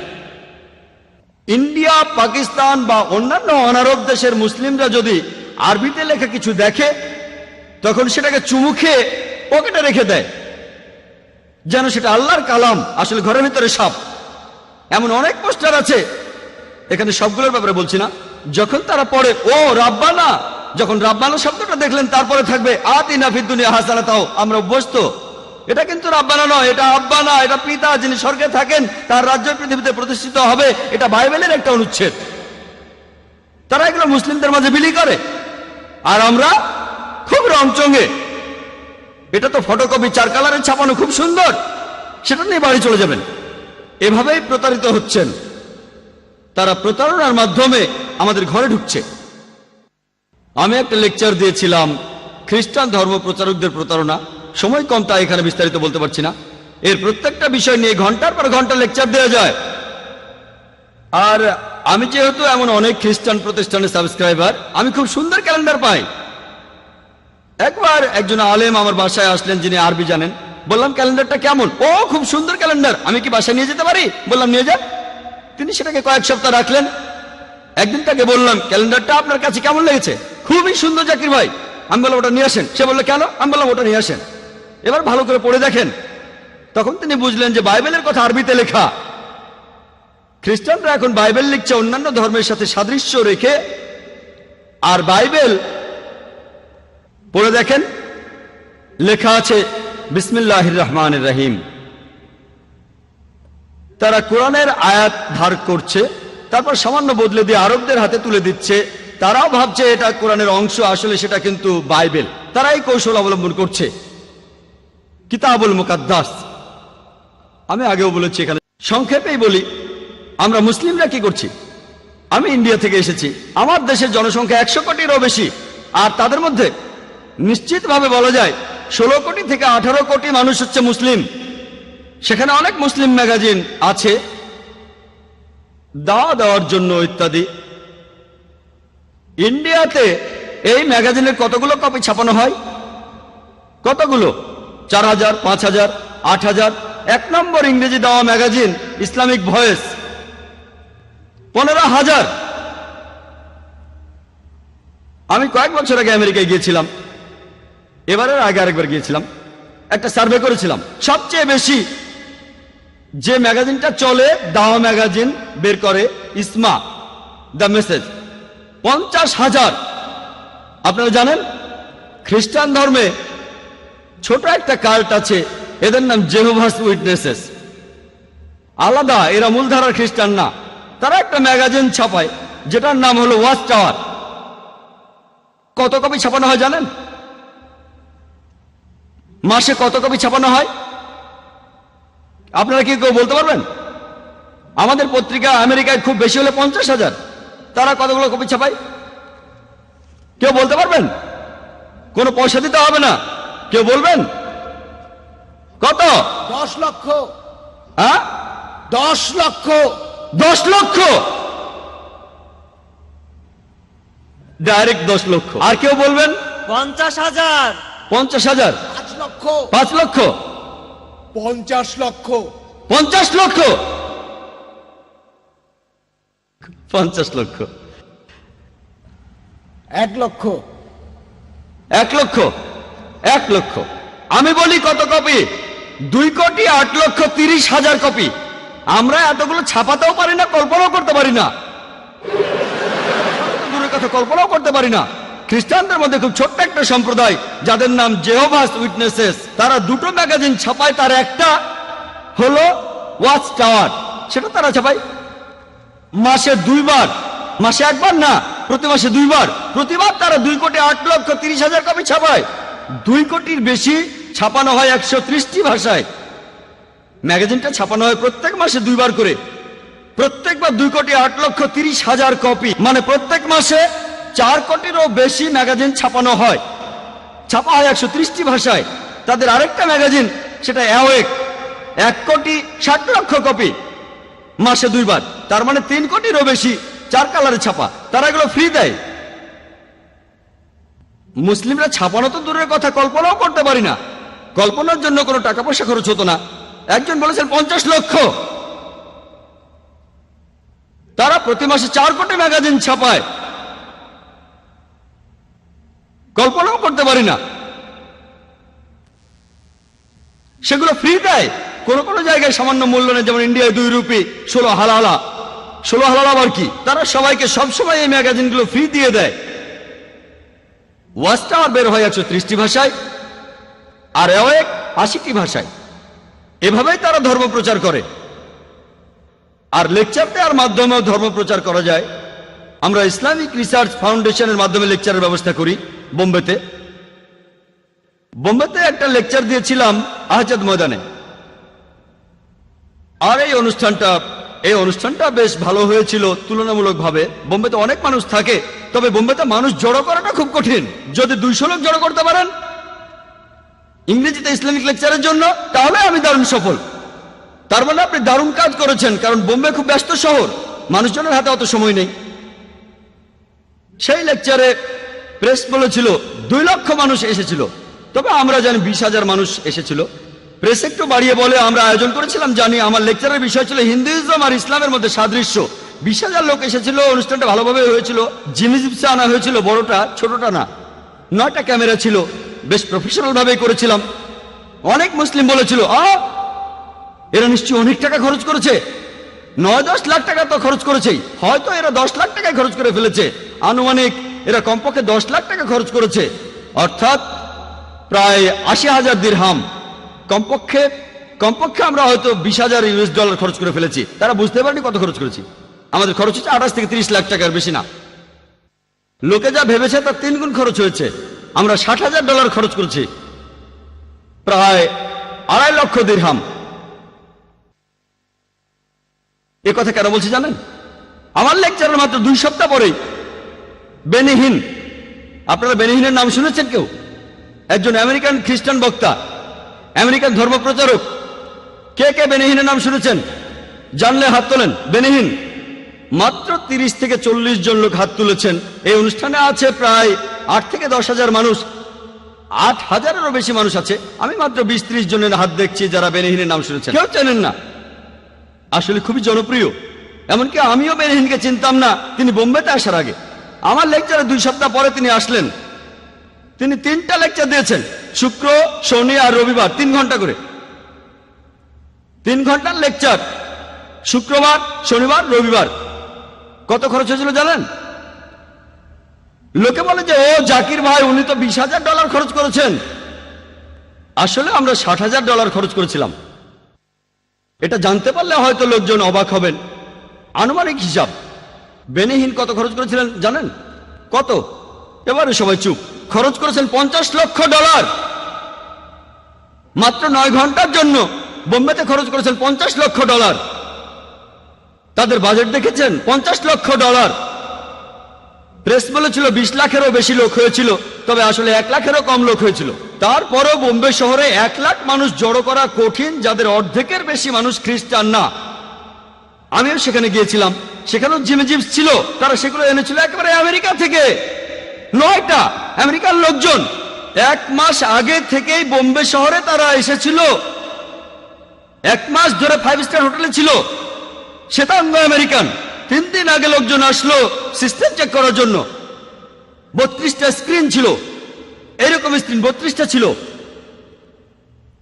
আমাদের এখানে 500 ভলান্টিয়ার, আমরাও খুশি। 500 ভলান্টিয়ার, তাদের ছিল 7,000 ভলান্টিয়ার।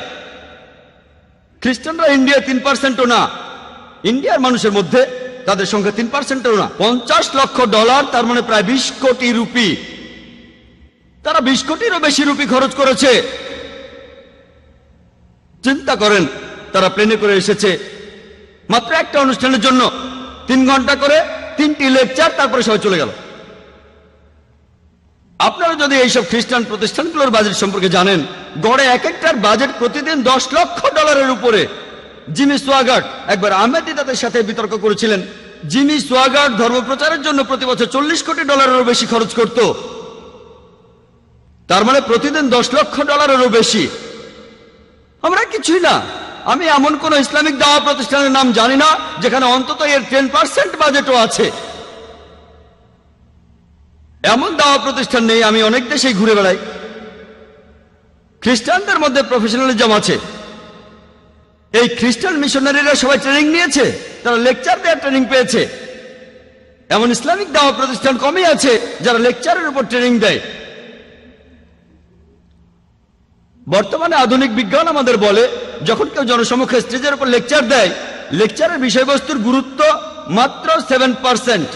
মাত্র 7%। বাকি 93% হলো প্রেজেন্টেশন স্কিল। তিনি কেমন করে কথা বলবেন, দর্শকদেরকে কিভাবে তাকাবেন, অঙ্গভঙ্গি। এজন্য আমার সামনে কোনো পোডিয়াম থাকে না। আমার স্বাস্থ্য খুব ভালো এমনটা নয়। আপনারা যাতে আমার বডি ল্যাঙ্গুয়েজ দেখেন, আমার শরীরও কথা বলছে।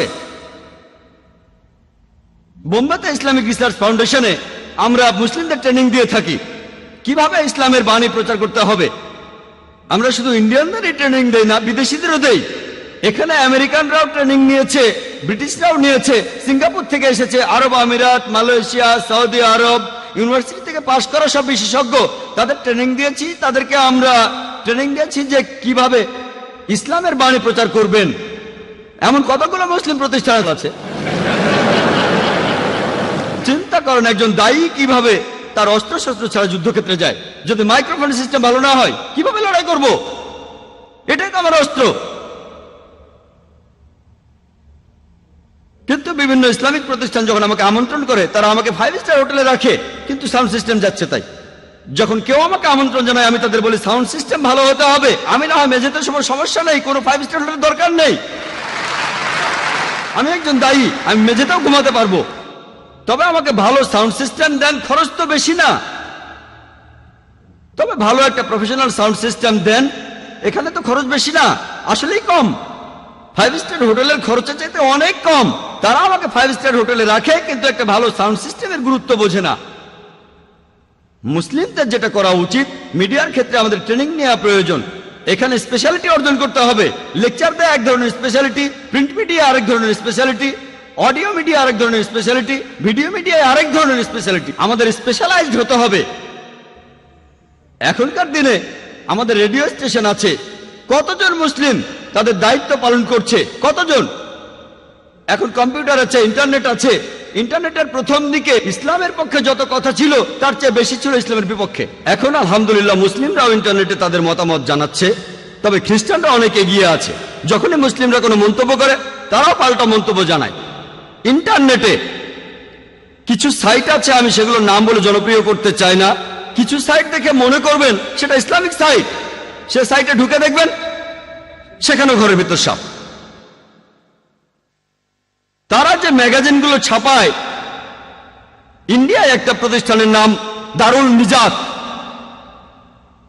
হোম অব সালভেশন, আরবি নাম। এই প্রতিষ্ঠানের প্রেসিডেন্ট কে? সুলতান। সুলতান কে? Sultan Paul. Nidaye Ummid, call for hope, এটা খ্রিস্টান প্রতিষ্ঠান। এইসব নাম দেখে ভুলবেন না। এই সাইটগুলোর নাম আর আমি বলতে চাই না, কারণ তাহলে আপনারা সেখানে ঢুকবেন, তারপর ভুল জিনিসগুলো শিখবেন। তারা সেখানে এমন সব কথা লেখে যে সাধারণ মুসলিম তারাও ইসলামকে ভুল বুঝতে পারে। তারা পবিত্র কোরআনের কিছু আয়াত বেছে নিয়ে সমালোচনা করে। এখন আপনাদের বলছি যে এই মিডিয়া একই সাথে খুব ভালো আবার খারাপও। এটা পজিটিভ আবার একই সাথে নেগেটিভ। যেমন একটা ছুরি, এটা দিয়ে ভালো কাজ করা যায়, আবার খারাপ কাজও করা যায়। ছুরি দিয়ে শাকসবজি আর রুটি কাটলে সেটা ভালো, কিন্তু ডাকাতি করলে সেটা খারাপ। একইভাবে মিডিয়ার কিছু সুবিধা আছে, অসুবিধাও আছে। মিডিয়ার পজিটিভ দিক আছে, নেগেটিভ দিকও আছে। এখানে ভালো জিনিস আছে, খারাপ জিনিসও আছে। আমরা এখন বর্তমানের বিজ্ঞান আর প্রযুক্তিকে ব্যবহার করে টেবিলটাকে উল্টে দেব। মিডিয়াকে ব্যবহার করব ভালো কাজের জন্য। বর্তমানে বেশিরভাগ মিডিয়াকে যেসব কাজের জন্য ব্যবহার করা হয়, সেগুলো আসলে ভালো না। এ কারণে বেশিরভাগ উলেমা আর শিউখ তারা বলেন মিডিয়া থেকে সবাই দূরে থাকুন। আমি একমত, আমি তাদের বিপক্ষণের পক্ষে। কারণ এই স্যাটেলাইট চ্যানেলগুলোর মাধ্যমে আপনার ঘরে যা ঢুকছে তার বেশিরভাগই আপনাকে ইসলাম থেকে দূরে সরিয়ে দেবে, ইসলামের কাছে নিয়ে আসবে না। আর এই পরিসংখ্যান আমাদের বলে যে 1 নম্বর মিডিয়া বর্তমানে হলো television media, television satellite media. পরিসংখ্যান আমাদের বলে এখন পৃথিবীতে 20,000-এরও বেশি টিভি স্টেশন আছে।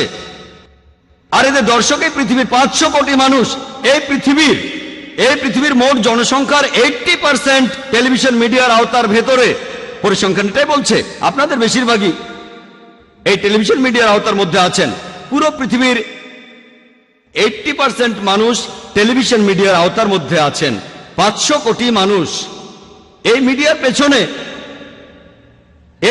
পেছনে ইনভেস্টমেন্ট কত জানেন? $40,000 কোটি।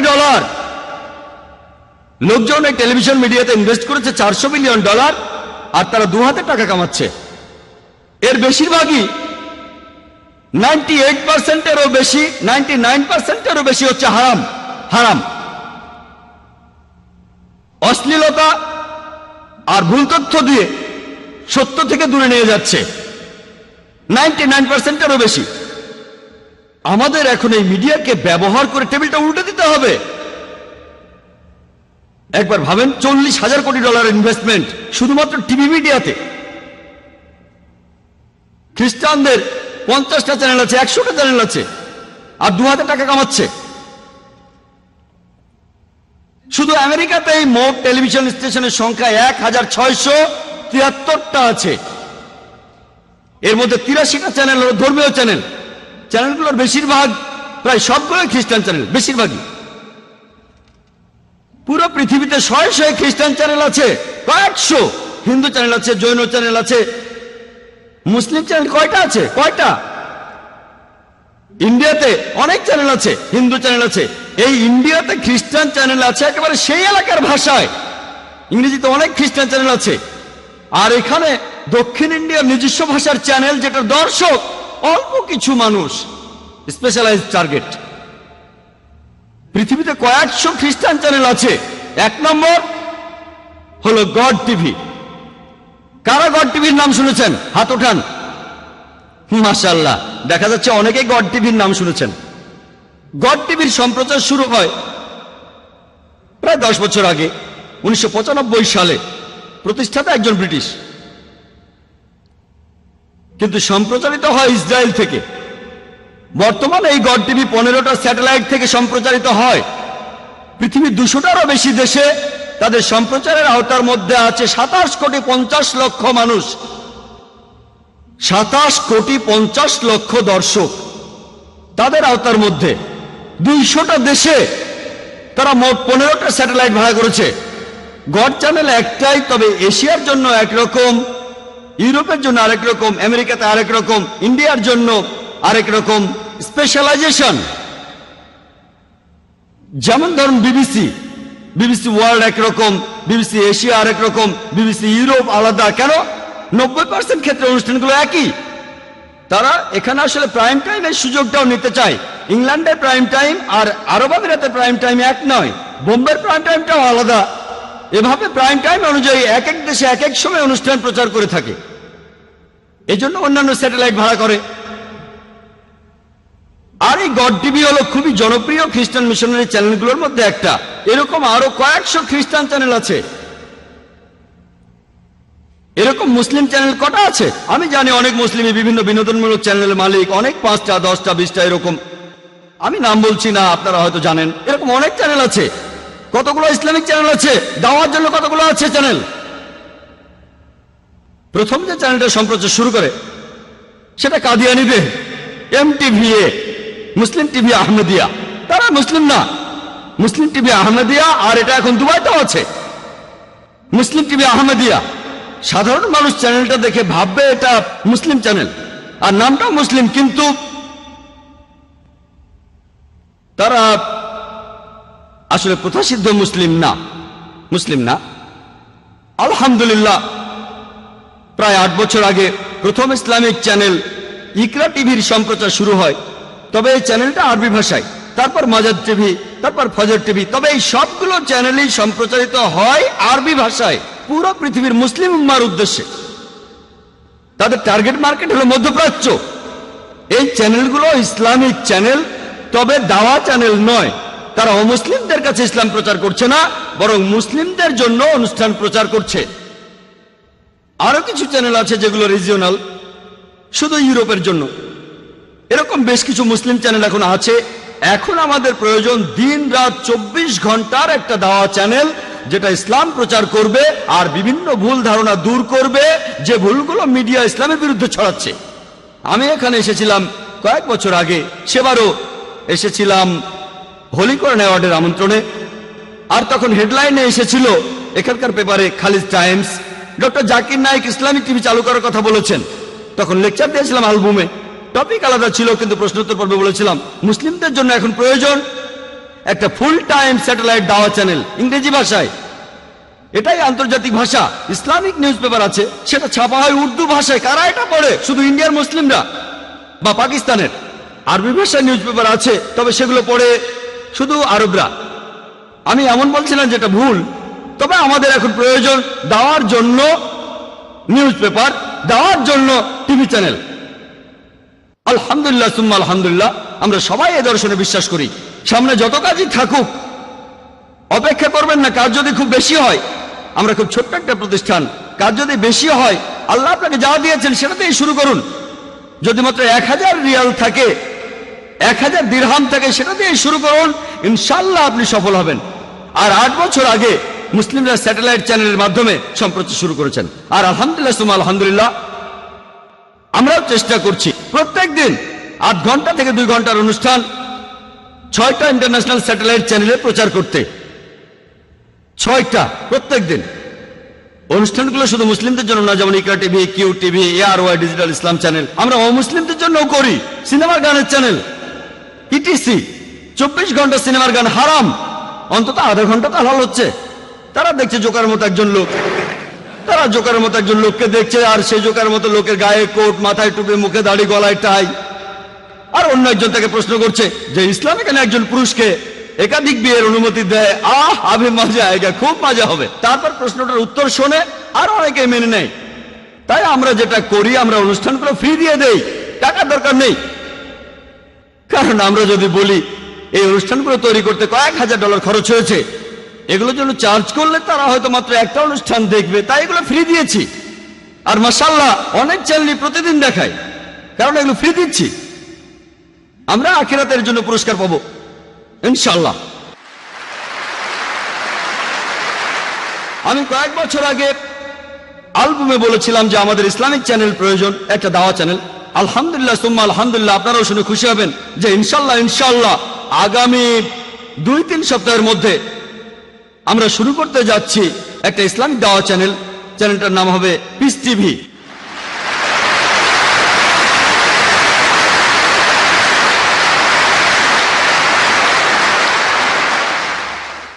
বাজেট খ্রিস্টানদের মতো অত বিশাল না, অত টাকা নেই, আমরা ক্ষুদ্র মানুষ। আমাদের যা আছে ইনশাআল্লাহ, চ্যানেলটার নাম দিয়েছি পিস টিভি।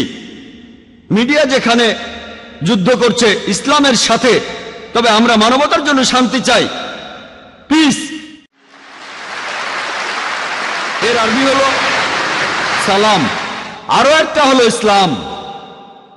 আর ইনশাআল্লাহ এটা হবে ইসলামিক দাওয়া চ্যানেল। এর সম্প্রচার হবে ইউরোপ, অস্ট্রেলিয়া, আফ্রিকা, মধ্যপ্রাচ্য আর এশিয়ায়। প্রচারিত হবে প্যান এম স্যাট 10 থেকে প্রথম দিকে। পরবর্তীতে কয়েক মাস পরে আমরা ইউএসএ তো যাব ইনশাআল্লাহ। আর তারপর আশা করি 1 বছরের মধ্যে ইনশাআল্লাহ পুরো পৃথিবীকেই কভার করতে পারবো ইনশাআল্লাহ। এটা প্রধানত একটা ইংরেজি স্যাটেলাইট চ্যানেল, তবে যে সময়টা প্রাইম টাইম না সে সময়টাও কাজে লাগাতে চাই। যে সময়টা ইউরোপ বা ইংলিশ দেশে প্রাইম টাইম না, ইন্ডিয়া আর পাকিস্তানের প্রাইম টাইম, তখন আমাদের অনুষ্ঠানগুলো দেখানো হবে হিন্দি আর উর্দুতে, যাতে করে ইন্ডিয়ার অমুসলিমদের অনুষ্ঠানগুলো দেখাতে পারি আমরা। তাহলে 25% অনুষ্ঠান হবে হিন্দি আর উর্দুতে, 75% হবে ইংরেজিতে ইনশাআল্লাহ। আপনাদের অনুরোধ করবো আমাদের জন্য দোয়া করতে, যে ইনশাআল্লাহ এই পিস টিভির মাধ্যমে আমরা এই শান্তি ধর্মটাকে পুরো পৃথিবীতে ছড়িয়ে দেবো ইনশাআল্লাহ।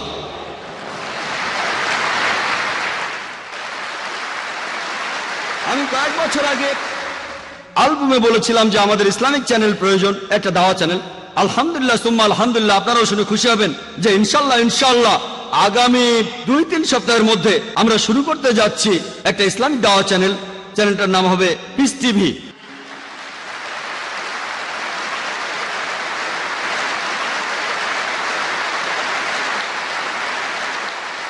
বাজেট খ্রিস্টানদের মতো অত বিশাল না, অত টাকা নেই, আমরা ক্ষুদ্র মানুষ। আমাদের যা আছে ইনশাআল্লাহ, চ্যানেলটার নাম দিয়েছি পিস টিভি। মিডিয়া যেখানে যুদ্ধ করছে ইসলামের সাথে, তবে আমরা মানবতার জন্য শান্তি চাই, পিস। এর আরবি হলো সালাম, আরো একটা হলো ইসলাম। আর ইনশাআল্লাহ এটা হবে ইসলামিক দাওয়া চ্যানেল। এর সম্প্রচার হবে ইউরোপ, অস্ট্রেলিয়া, আফ্রিকা, মধ্যপ্রাচ্য আর এশিয়ায়। প্রচারিত হবে প্যান এম স্যাট 10 থেকে প্রথম দিকে। পরবর্তীতে কয়েক মাস পরে আমরা ইউএসএ তো যাব ইনশাআল্লাহ। আর তারপর আশা করি 1 বছরের মধ্যে ইনশাআল্লাহ পুরো পৃথিবীকেই কভার করতে পারবো ইনশাআল্লাহ। এটা প্রধানত একটা ইংরেজি স্যাটেলাইট চ্যানেল, তবে যে সময়টা প্রাইম টাইম না সে সময়টাও কাজে লাগাতে চাই। যে সময়টা ইউরোপ বা ইংলিশ দেশে প্রাইম টাইম না, ইন্ডিয়া আর পাকিস্তানের প্রাইম টাইম, তখন আমাদের অনুষ্ঠানগুলো দেখানো হবে হিন্দি আর উর্দুতে, যাতে করে ইন্ডিয়ার অমুসলিমদের অনুষ্ঠানগুলো দেখাতে পারি আমরা। তাহলে 25% অনুষ্ঠান হবে হিন্দি আর উর্দুতে, 75% হবে ইংরেজিতে ইনশাআল্লাহ। আপনাদের অনুরোধ করবো আমাদের জন্য দোয়া করতে, যে ইনশাআল্লাহ এই পিস টিভির মাধ্যমে আমরা এই শান্তি ধর্মটাকে পুরো পৃথিবীতে ছড়িয়ে দেবো ইনশাআল্লাহ। মুসলিমদের এটা জানতে হবে যে কিভাবে টেবিলটা উল্টে দেওয়া যায়। আমার লেকচার শেষ করার আগে আমি একটা উদাহরণ দেব। গত কয়েক মাস ধরে আপনারা যারা ভারত উপমহাদেশের অধিবাসী, এখন অবশ্য এটা আন্তর্জাতিক খবর, আপনারা হয়তো সানিয়া মির্জার খবরটা শুনেছেন। সানিয়া মির্জা নাম শুনেছেন? বাহ বাহ, মাশাআল্লাহ, সবাই জানেন দেখছি। কেন? কারণ হলো মিডিয়া। সবাই সানিয়া মির্জাকে চেনে। কিভাবে? কারণ মিডিয়া চিনিয়েছে। এই মিডিয়ায় তাকে দিয়েছে পাবলিসিটি। এর কারণটা জানেন কেন? কারণ সে একজন মুসলিম। শুধু মুসলিম হওয়ার কারণে না, কারণ সে মুসলিম হয়ে এমন ড্রেস পরেছে, স্কার্ট আর শর্টস। আর তারপরে টাইম ম্যাগাজিন পত্রিকাতে সম্ভবত সেপ্টেম্বরের শেষ সপ্তাহ বা অক্টোবরের প্রথম সপ্তাহে 2005 সালে তার ছবি প্রচ্ছদে। স্কার্ট পরে সে টেনিস খেলছে। কেন জানেন? কেন? আমরা সবাই জানি। গত বেশ কয়েক মাস ধরে মিডিয়ায় একটা নতুন খবর এসেছে যে ফতোয়া জারি করা হয়েছে সানিয়া মির্জা যে ড্রেস পরে মিনি স্কার্ট, সেটা হারাম, এটা নিষিদ্ধ। তখন এটা নিয়ে খুব হইচই হয়ে গেল। সব মিডিয়া, টিভি চ্যানেলগুলো মুসলিম ওলামা আর বিশেষজ্ঞদের কাছে গেল যে এটা ঠিক না ভুল। সবাই তখন বললো এটা হারাম হারাম হারাম। আর তখন খবরটা ছড়িয়ে পড়লো। মিডিয়া ঠিক এই কাজটাই করে, ইনফরমেশন জোগাড় করে, তারপর যেভাবে উপস্থাপন করে তখন অমুসলিমরা ভাববে এটা কোন ধরনের ধর্ম। একজন মহিলা খেলাধুলা করছে আর ধর্ম তাকে বাধা দিচ্ছে। ইসলাম ধর্মের নিয়ম কারণ আমরা বদলাতে পারবো না, যেটা ভুল সেটা ভুল, কিন্তু কিভাবে বলছেন সেটাই ইম্পর্টেন্ট। আল্লাহ পবিত্র কোরআনে সূরা নাহলের 125 নম্বর আয়াতে উল্লেখ করেছেন, উদু ইলা সাবিলি রাব্বিকা বিল হিকমা ওয়াল মাউযিজাতিল হাসানা ওয়াজাদিলহুম বিল্লাতি আহসান। প্রতিপালকের পথে মানুষকে আহ্বান করো হিকমত ও সদুপদেশ দ্বারা, এবং তাদের সাথে তর্ক করো ও যুক্তি দেখাও সবচেয়ে উত্তম ও গ্রহণযোগ্য পন্থায়। আমাকে যখন প্রশ্নটা করা হলো, আমি সাধারণত মিডিয়ার সামনে কথা বলি না। এটা অবশ্য অন্য কারণ আছে, নর্মাল মিডিয়াগুলো। এর কারণটা আমি পরে বলবো, আমি কারণটা বলবো। তবে বোম্বেতে আমরা প্রতি সপ্তাহে লেকচার আয়োজন করি, প্রশ্নোত্তর পর্ব থাকে। সেই লেকচারে কয়েকশো মানুষ এসেছিল। একজন আমাকে এই প্রশ্নটা করেছিল। আমি তাকে বলেছিলাম আমাদের জানা উচিত কিভাবে মিডিয়ার সাথে কথা বলতে হবে। আমি প্রথমে আন্তর্জাতিক মিডিয়াকে প্রশ্ন করব যে আপনারা কেন প্রশ্নটা করছেন মুসলিম ওলামাদের, মুসলিম শিয়ুখদের আর বিশেষজ্ঞদের যে সানিয়া মির্জা যে পোশাকটা পরছে সেটা ঠিক না ভুল। সে তো র্যাঙ্কিং এ 34 নম্বর। কত নম্বর? 34 নম্বর। আপনারা কেন এই প্রশ্নটা কোনো খ্রিস্টান ধর্মযাজককে করছেন না সেরেনা উইলিয়ামসের ব্যাপারে? সেরেনা উইলিয়ামস র্যাঙ্কিং এ 1 নম্বর। আপনারা কেন খ্রিস্টান ধর্মযাজকদের প্রশ্নটা করছেন না যে সেরেনা উইলিয়ামস যে পোশাকটা পরে সেটা ঠিক না ভুল? তাদের প্রশ্ন করুন না। আপনারা ভ্যাটিকান সিটির পোপের কাছে প্রশ্ন করুন, সেরেনা উইলিয়ামস যে পোশাকটা পরে, অথবা সানিয়া মির্জার আগে যারা আছে 33 জন, তাদের অধিকাংশই হচ্ছে খ্রিস্টান। আপনারা খ্রিস্টান ধর্মযাজক আর পোপকে প্রশ্ন করুন তাদের পোশাকটা ঠিক না ভুল। খ্রিস্টানদের বাইবেল পড়লে দেখবেন বাইবেলের বুক অব ডিউটেরোনমি বলছে 22 নম্বর অধ্যায়ের 5 নম্বর অনুচ্ছেদে মহিলারা এমন কোন পোশাক পরবে না যেটা পুরুষের পোশাকের মতো, পুরুষরা মহিলাদের পোশাক পরবে না। যারা এমনটা করবে তারা প্রভুর ঘৃণার পাত্র হবে। 1 তিমথি 2 নম্বর অধ্যায় 9 অনুচ্ছেদে আছে যে মহিলারা পোশাক পরবে শালীনতার সাথে, সংযমের সাথে। তারা কোন রকম অলংকৃত চুল পরবে না, অথবা স্বর্ণ বা মুক্তা বা দামি পোশাক পরবে না। একজন খ্রিস্টান মহিলারও শরীর ঢেকে রাখা উচিত। আপনারা খ্রিস্টান নানদের ঠিক সেভাবেই দেখেন। নানদের কেমন দেখেছেন? তাদেরকে মুসলিম মহিলাদের মতোই দেখায়। আপনারা যদি কখনো মাদার মেরির ছবি দেখে থাকেন, তাকে আল্লাহ শান্তিতে রাখুন, তার শরীরও মাথা থেকে পা পর্যন্ত ঢাকা, শুধু মুখ আর কবজি পর্যন্ত হাত খোলা। আপনারা বরং পোপকে জিজ্ঞেস করুন বা খ্রিস্টান ধর্মযাজকদের, যদি একজন নান তার হিজাব ছেড়ে মিনি স্কার্ট পরে টেনিস খেলে তখন তিনি কোন ফতোয়া দেবেন? তিনি তখন কি বলবেন? আমাদের ধর্মে প্রত্যেক মুসলিম নারী, প্রত্যেক মুসলিম মহিলায় ধার্মিক। খ্রিস্টানদের কাছে নানরা যেমন ধার্মিক, তারা সবাই শালীন। মিডিয়াকে ঠিক এইভাবেই উত্তর দিতে হবে। এ ব্যাপারে মুসলিমদের মধ্যেও দুটো ভাগ ছিল। বেশিরভাগ ওলামা আর শিয়ুখ তারা বলেছেন এটা ভুল। তাদের কেউ কেউ তখনই ফতোয়া জারি করে দিলেন।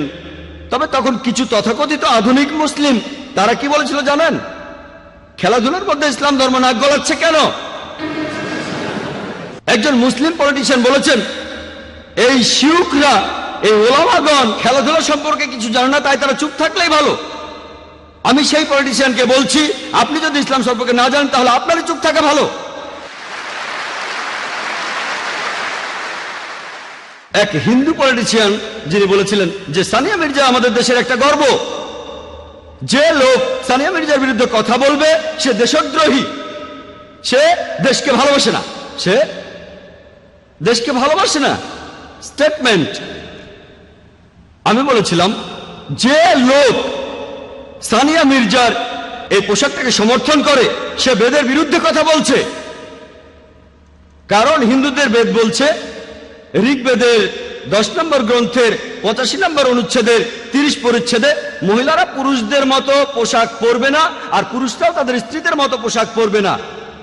এরপর ঋগ্বেদে আছে 8 নম্বর গ্রন্থের 33 অনুচ্ছেদের 19 নম্বর পরিচ্ছেদে বলা হয়েছে যে ব্রহ্মা মহান ঈশ্বর তোমাদের নারী বানিয়েছেন, তার দৃষ্টি আনত করো আর পর্দার আড়ালে থাকো। তাহলে হিন্দু ধর্মগ্রন্থ বলছে স্কার্ট পরা হারাম। তাহলে যেসব ইন্ডিয়ান স্কার্ট পরাকে সমর্থন করেন, আমি তাদের বলছি এই হিন্দু পলিটিশিয়ান তার ধর্মগ্রন্থের বিরুদ্ধে কথা বলেছেন। এভাবে টেবিলটাকে উল্টে দেন। আমাদের দিকে কেন গুলি ছোড়া হবে? হিন্দুদের জিজ্ঞেস করেন না এটা কি ইন্ডিয়ান কালচার। এছাড়াও আরেকজন হিন্দু পলিটিশিয়ান তিনি বলেছিলেন যে এটা হলো ইন্টারন্যাশনাল স্পোর্টস। এইসব পলিটিশিয়ানরা আসলে সবাই এক, হোক হিন্দু, মুসলিম বা খ্রিস্টান, তাদের বেশিরভাগই নিজেদের স্বার্থ উদ্ধারের জন্য লড়াই করে যাচ্ছে। এই হিন্দু পলিটিশিয়ান তখন বললেন এটা ইন্টারন্যাশনাল স্পোর্টস, তাই তাকে এখানে তাদের নিয়ম অনুযায়ী পোশাক পরতে হবে। আর মানুষজন জানে না যে পোশাকটা পরে এতে করে তার পারফরমেন্স ভালো হয়। আচ্ছা ঠিক আছে, মানলাম, এটা মেনে নিলাম। এই পোশাকটা পড়তে বলা হয়, হয়তো পারফরমেন্স ভালো হয় কতখানি, 0.5%, 1%, মেনে নিলাম, তর্ক করব না।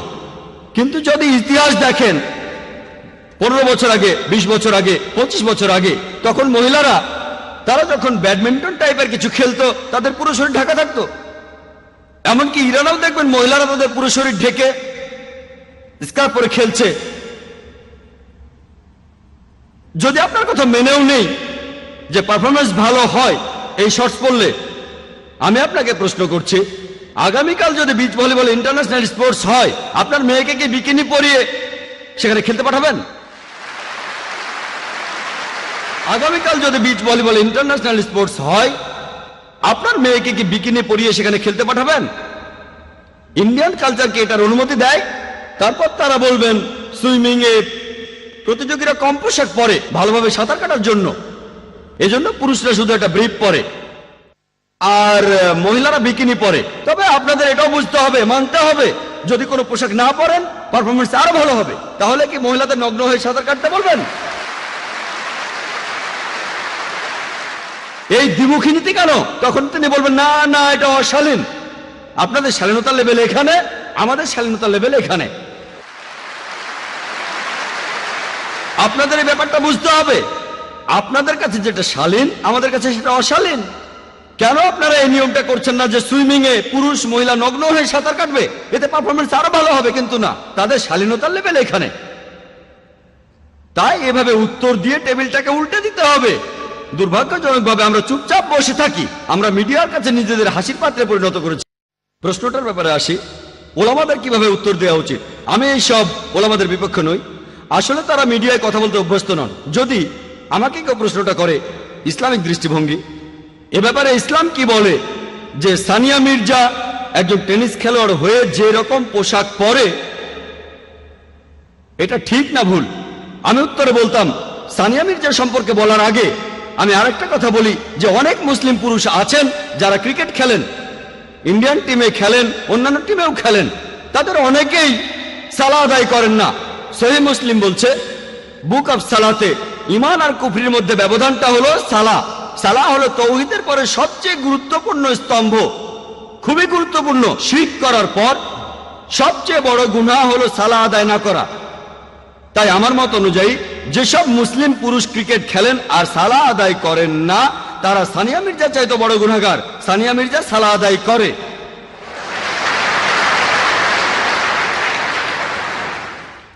মুসলিম অভিনেতা অভিনেত্রীরা তারা পর্দায় শিরক করছে, তারা বড় গুনাহগার। আমি সানিয়া মির্জার পক্ষ নিয়ে কথা বলছি না, এ কথা মানব সানিয়া মির্জা যে পোশাক পরে সেটা ইসলামের নিয়মের বিরুদ্ধে, এটা হারাম। তবে এই কথা বলার আগে আবহাওয়াটা বদলে দিলাম। এটাই হিকমা। পরিস্থিতি বদলে দিচ্ছি। যখনই বলছে খ্রিস্টান ধর্ম এটার বিরুদ্ধে, তারা তখন চুপ হয়ে যাচ্ছে। হিন্দু ধর্ম এটার বিরুদ্ধে, চুপ হয়ে যাচ্ছে। ইহুদি ধর্ম এটার বিরুদ্ধে, তারাও চুপ হয়ে যাচ্ছে। আমি ক্রিকেট খেলা নিয়ে বলেছি, আমি সুইমিং নিয়ে বলেছি, তারপর যখন উত্তরটা দিলাম যেটা হারাম, তখন এই উত্তরটা তাদের গলা দিয়ে নামবে। তা না হলে উত্তরটা তারা হজমই করতে পারবে না। আমি বলেছি এটা ভালো, সানিয়া মির্জা অন্তত পক্ষে সালাহ আদায় করে, সে কম গুনাহগার অন্তত ওই মুসলিম ক্রিকেটারদের চাইতে যারা সালাহ আদায় করে না। 4 দিন খেলছে, 5 দিন খেলছে, সালাবাদ। আল্লাহ আমাদের সালাহ আদায় করার নির্দেশ দিয়েছেন। হয়তো ভবিষ্যতে সানিয়া মির্জা ইসলামিক পোশাক পরবে ইনশাল্লাহ।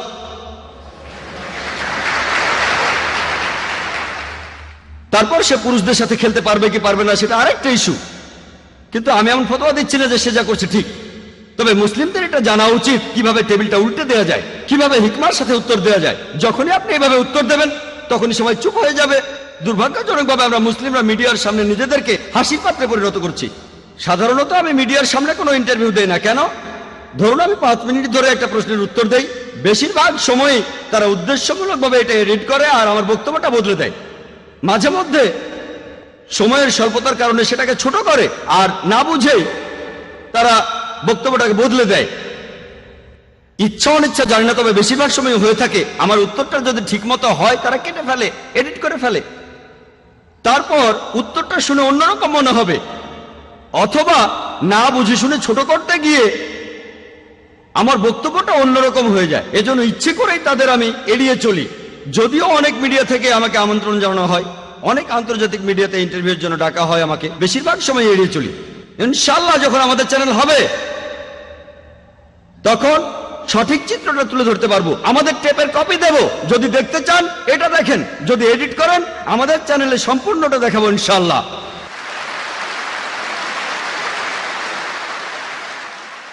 একটা চ্যানেল শুরু করা নিঃসন্দেহে খুবই কঠিন কাজ, আর তারপর একটা চ্যানেল শুরু করে কোরআন এবং সহিহ হাদিস অনুযায়ী সেটাকে চালানো, সেটা আরো কঠিন কাজ। ইনশাআল্লাহ আমি আল্লাহর কাছে দোয়া করছি, আপনারাও দোয়া করবেন যাতে সঠিক পথে চলতে পারি, কোরআন সহিহ হাদিস মেনে চলতে পারি, আর যেন এভাবে ইসলামকে ছড়াতে পারি। আমার লেকচার শেষ করার আগে পবিত্র কোরআনের একটি উদ্ধৃতি দিচ্ছি। সূরা ইসরার 81 নম্বর আয়াতে বলা হয়েছে, वकुल जाल हक वजाकल बातिल इन्नल बातिल कान ज़हूका। যখন সত্য এসে মিথ্যের সামনে দাঁড়ায় মিথ্যে বিলুপ্ত হয়ে যায়, কারণ মিথ্যা প্রকৃতিগত কারণে বিলুপ্ত হয়ে যাবে। ওয়া আখির দাওয়ানা আলহামদুলিল্লাহি রাব্বিল আলামিন।